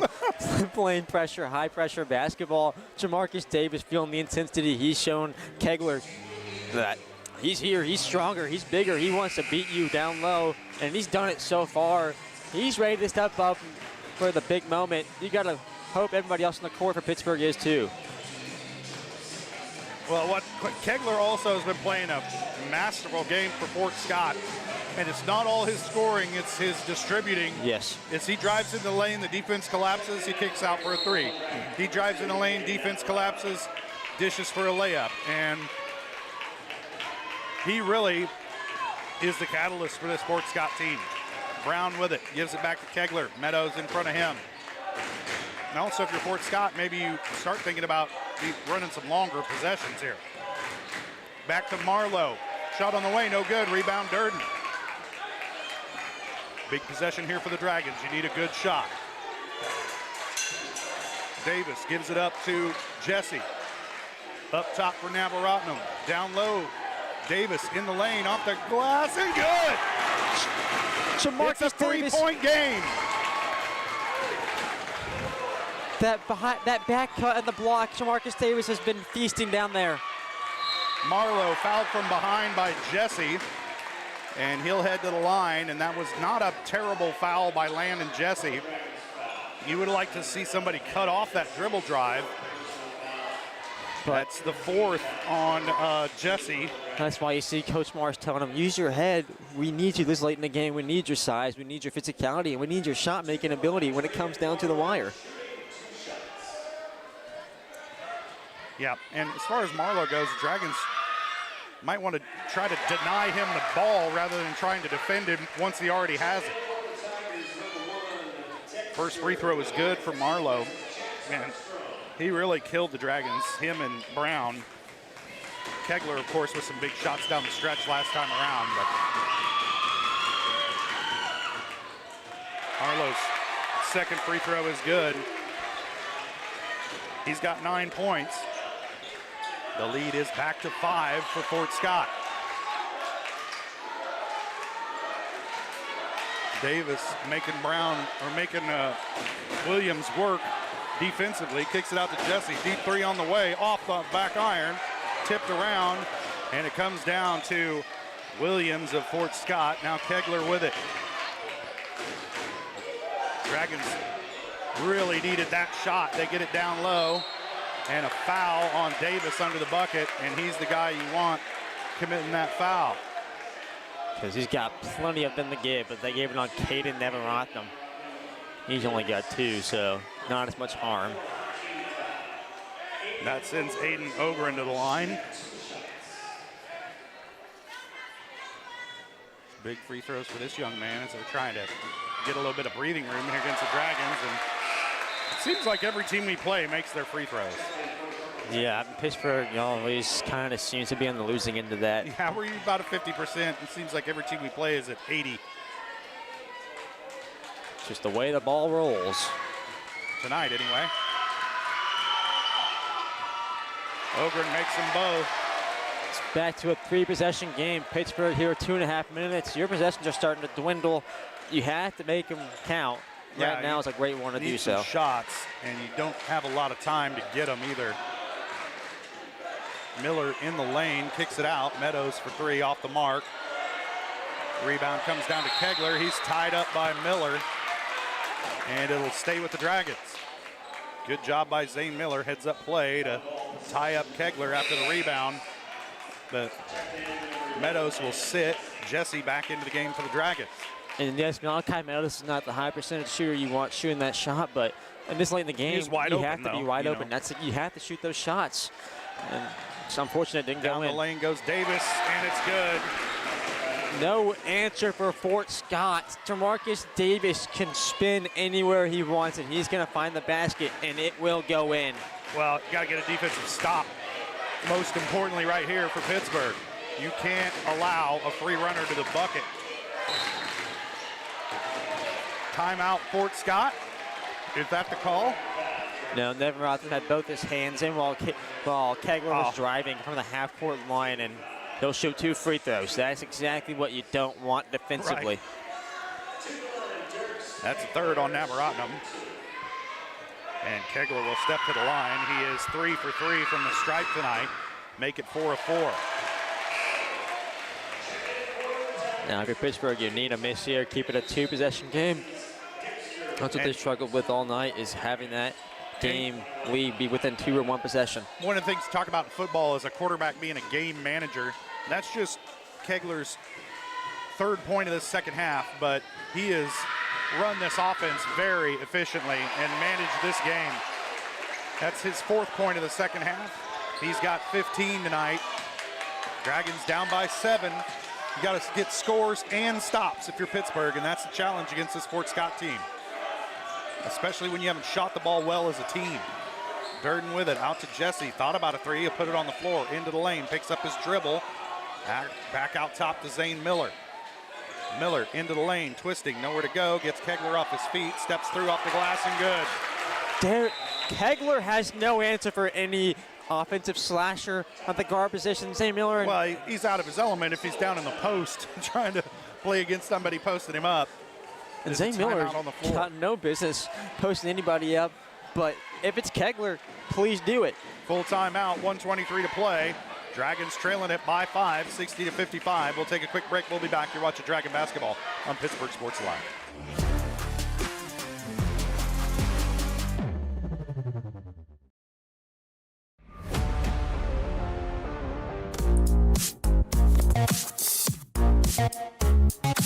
Hold on.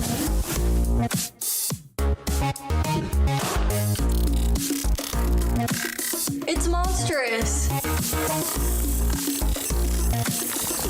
With Crawcan's multi-gig internet, you can experience monstrous speeds for every device in your home or business at the same time for a low, no-nonsense price.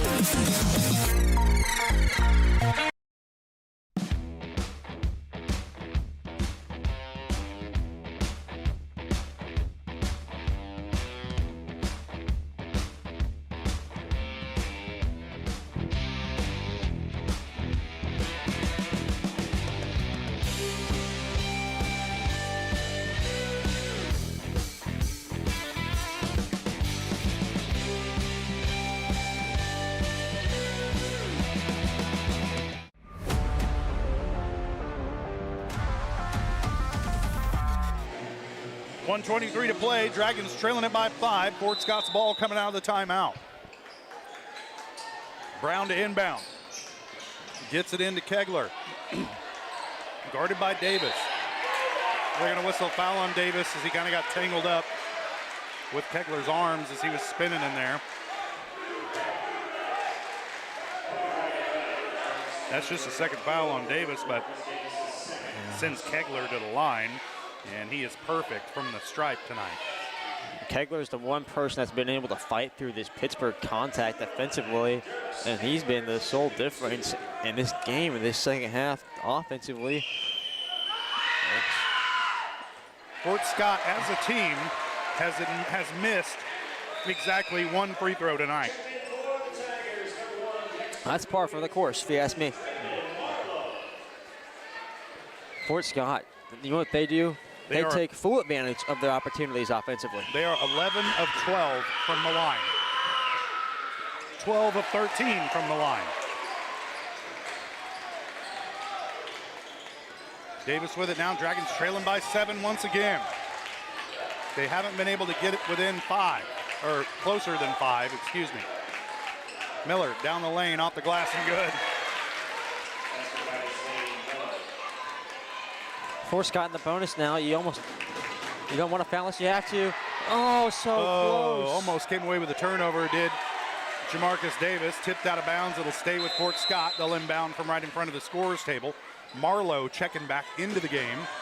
He'll replace Dexter Williams, and Fort Scott, Marlowe constitutes much more of an offensive threat if you're asking me. Nobody is. You have to get it. You have to go for the steal or get the foul if you're Pittsburgh. Kegler working against Meadows. Under a minute to play. Dragons trailing it by 5. Brown with it. Over to Marlowe. Down low. Nice look to find Ogren.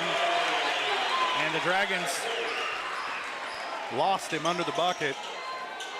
Here comes Davis. Off the glass and good. But like I said earlier, the Dragons not in a position to trade buckets as they're trailing by 5 here with 31.7 left to play. It's a full timeout. We'll take it as well. You're watching Dragon Basketball on Pittsburgh Sports Live.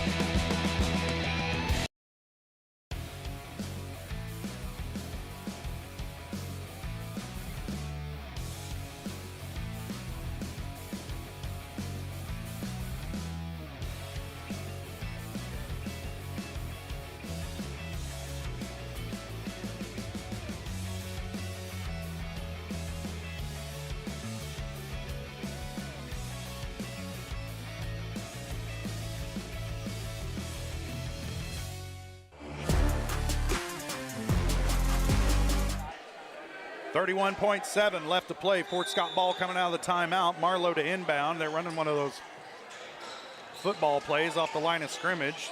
Kegler with it. He'll give it up to Marlowe, who is fouled by Zane Miller.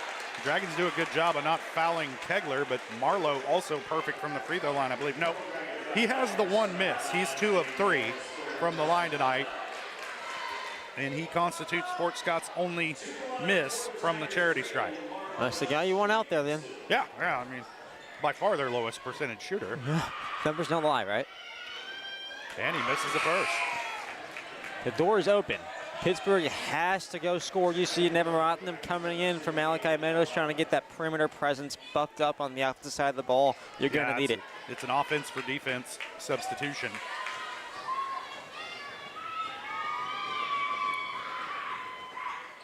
And Marlowe hits the second.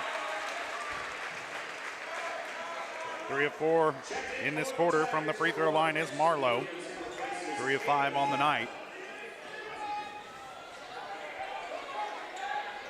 Davis will pick it up near half court. The clock starts to run.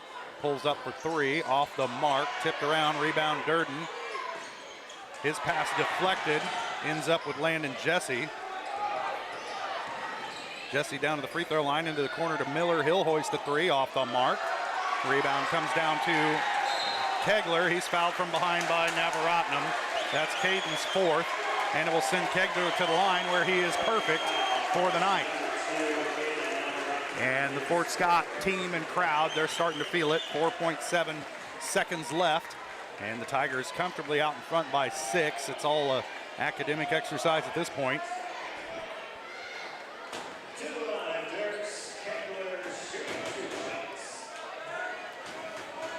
And you're seeing this coaching moment right here with Jamarcus Davis and Zach, Coach Schmoss. Kegler is 8 of 8 from the free throw line tonight, and that's what you look for in the leader of your team.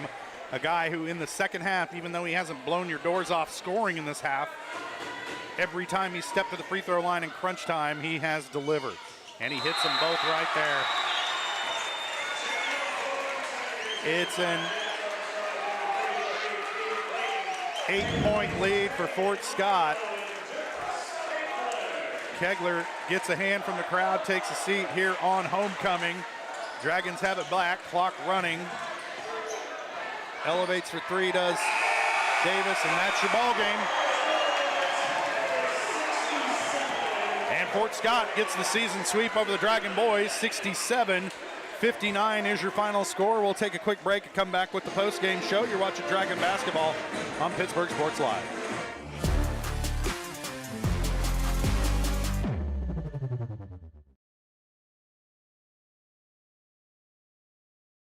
Every tax season, a villain rises. Keep those numbers messy. I thrive on confusion. But when overpayment strikes, a hero answers the call. You can't save them all, Captain. Watch me. Prime Accounting, fighting for your deductions, protecting your refund. Don't let Tax Luther take your refund. Join Team Prime today. Power to the people who file. To find a location near you, go to primeaccounting.net. At the Farm and Ranch Division of the Four-State Agency, we're a team of experts who genuinely care about you and your farming operation. That's why whether it's a visit to your farm or a friendly chat at our office, we're committed to delivering the service you deserve. Our team is fully licensed in both crop insurance and LRP, allowing us to cover your entire farming operation across Kansas, Missouri, Oklahoma, and Arkansas.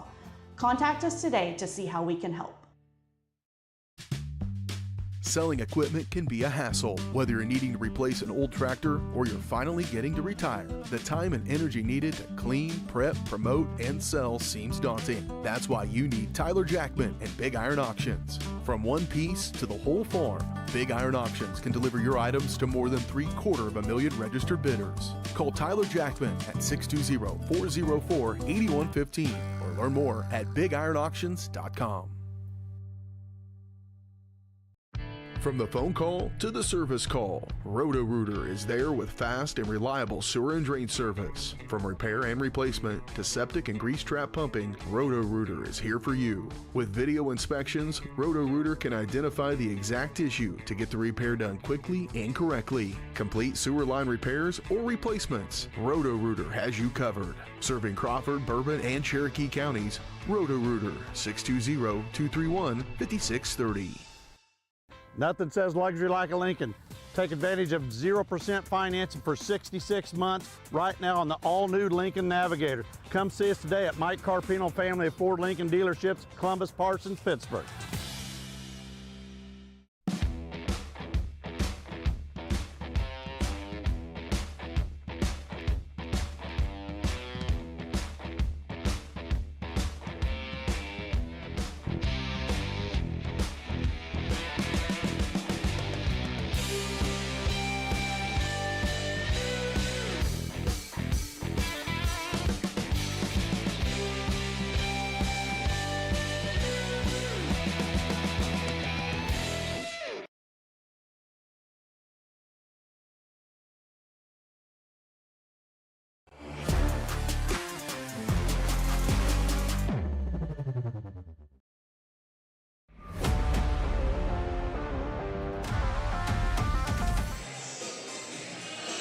Welcome back to Fort Scott. Dragon Boys fall 67-59, not 10-1, as the scoreboard says there on your screen. It was a game of runs, and the Dragons just didn't have enough in the tank to keep up with Fort Scott. You know, they trailed it by, 9 at the break, and end up falling by 8, so they didn't make up a whole lot of ground in that second half. And perfect free throw shooting all night by Dirks Kegler. And we'll get you your scoring totals here in just a moment. Dragon Boys fall to 9-11, 6-5 in the SEK. Fort Scott improves to 6-4 in the SEK, 11-9 on the season. Dragons back in action on Tuesday as we host Labette County. Dragon boys looking for some payback on that one. Fort Scott back in action on Tuesday on the road at Coffeyville, which is a much improved team, and they're going to have to play a good game down there in Coffeyville if they want to come out of that one with a win. But tonight, the Tigers take care of business, 67-59 over the Dragons. Dragon girls got the win earlier tonight in their game, and they won that one 67-27, pretty lopsided win for the Dragon girls, and they've really improved down the stretch of the season. The boys have improved as well, but tonight just a real tough opponent. But this game closer than the last one these two teams played, but not a whole lot. And Dragons back to the drawing board as they're getting ready to host Labette County, who absolutely shot the lights out against the Dragons last time those two teams played, and you would hope that they don't mimic that performance on the road in Pittsburgh, and hopefully the Dragons have a better night shooting at home on Tuesday than they had here tonight at Fort Scott. But the Tigers get the win on their homecoming night, and both teams with one game left in the league schedule this season. We'll step away for a quick break. We'll come back, get you your scoring totals, put a bow on this one from here in Fort Scott. You're watching Dragon Basketball on Pittsburgh Sports Live.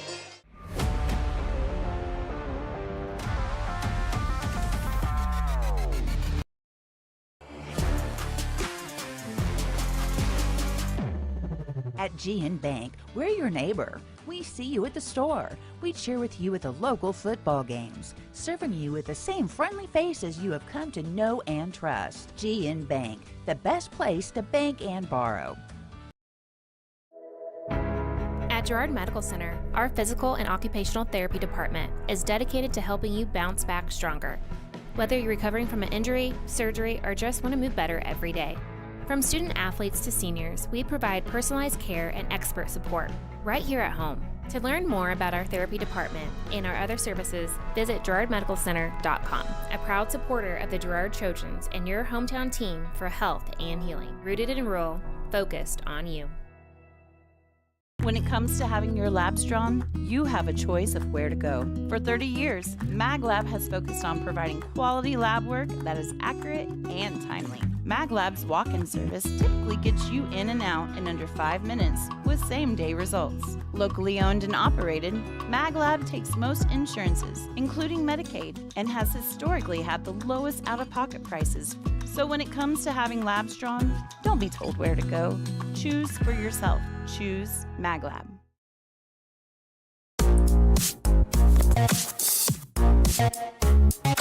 Hold on.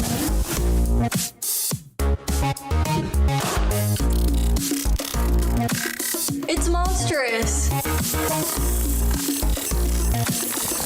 With Crawcan's multi-gig internet, you can experience monstrous speeds for every device in your home or business at the same time for a low, no-nonsense price.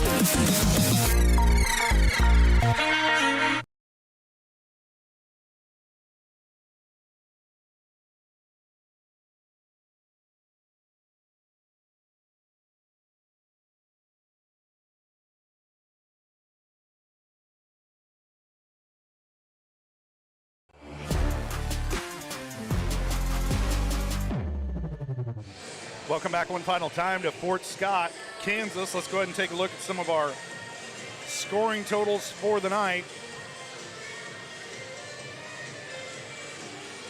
First, for the Fort Scott Tigers, they're led in scoring by Dirks Kegler. He finished the game with 19 points. He had 11 at the half. He scored 8 points in the second half, 6 of them coming from the free throw line in the fourth quarter. And he was perfect from the stripe all night long. Next up, Kanan Brown finished with 14 points. Drayden Marlowe had 10. Seemed like he had more than that. Maybe it's just because they hurt so bad when they happened. Jax Armstrong finishes with 8. Aiden Ogren finishes with 8. Dexter Williams had 5. Tyler Anderson with 3, and that round out the scoring for Fort Scott.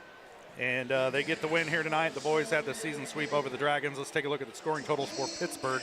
They're led in scoring by Jamarcus Davis, who finished with 30 points for the Dragons.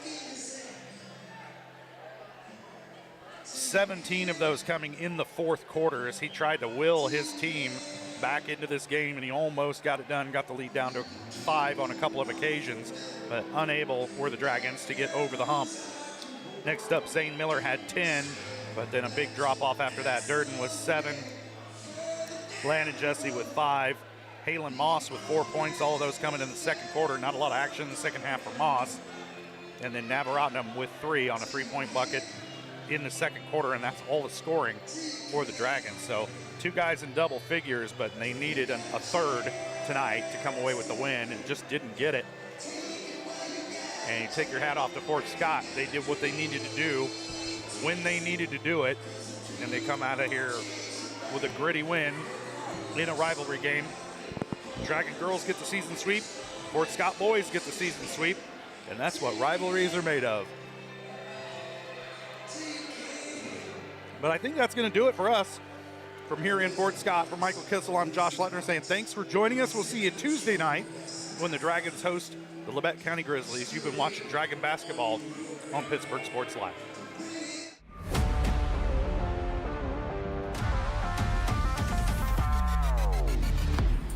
From the gridiron to the hardcourt, the pitch to the mat, don't miss any of the action. We're there with live, local sports coverage at VarsitySportsLive.com.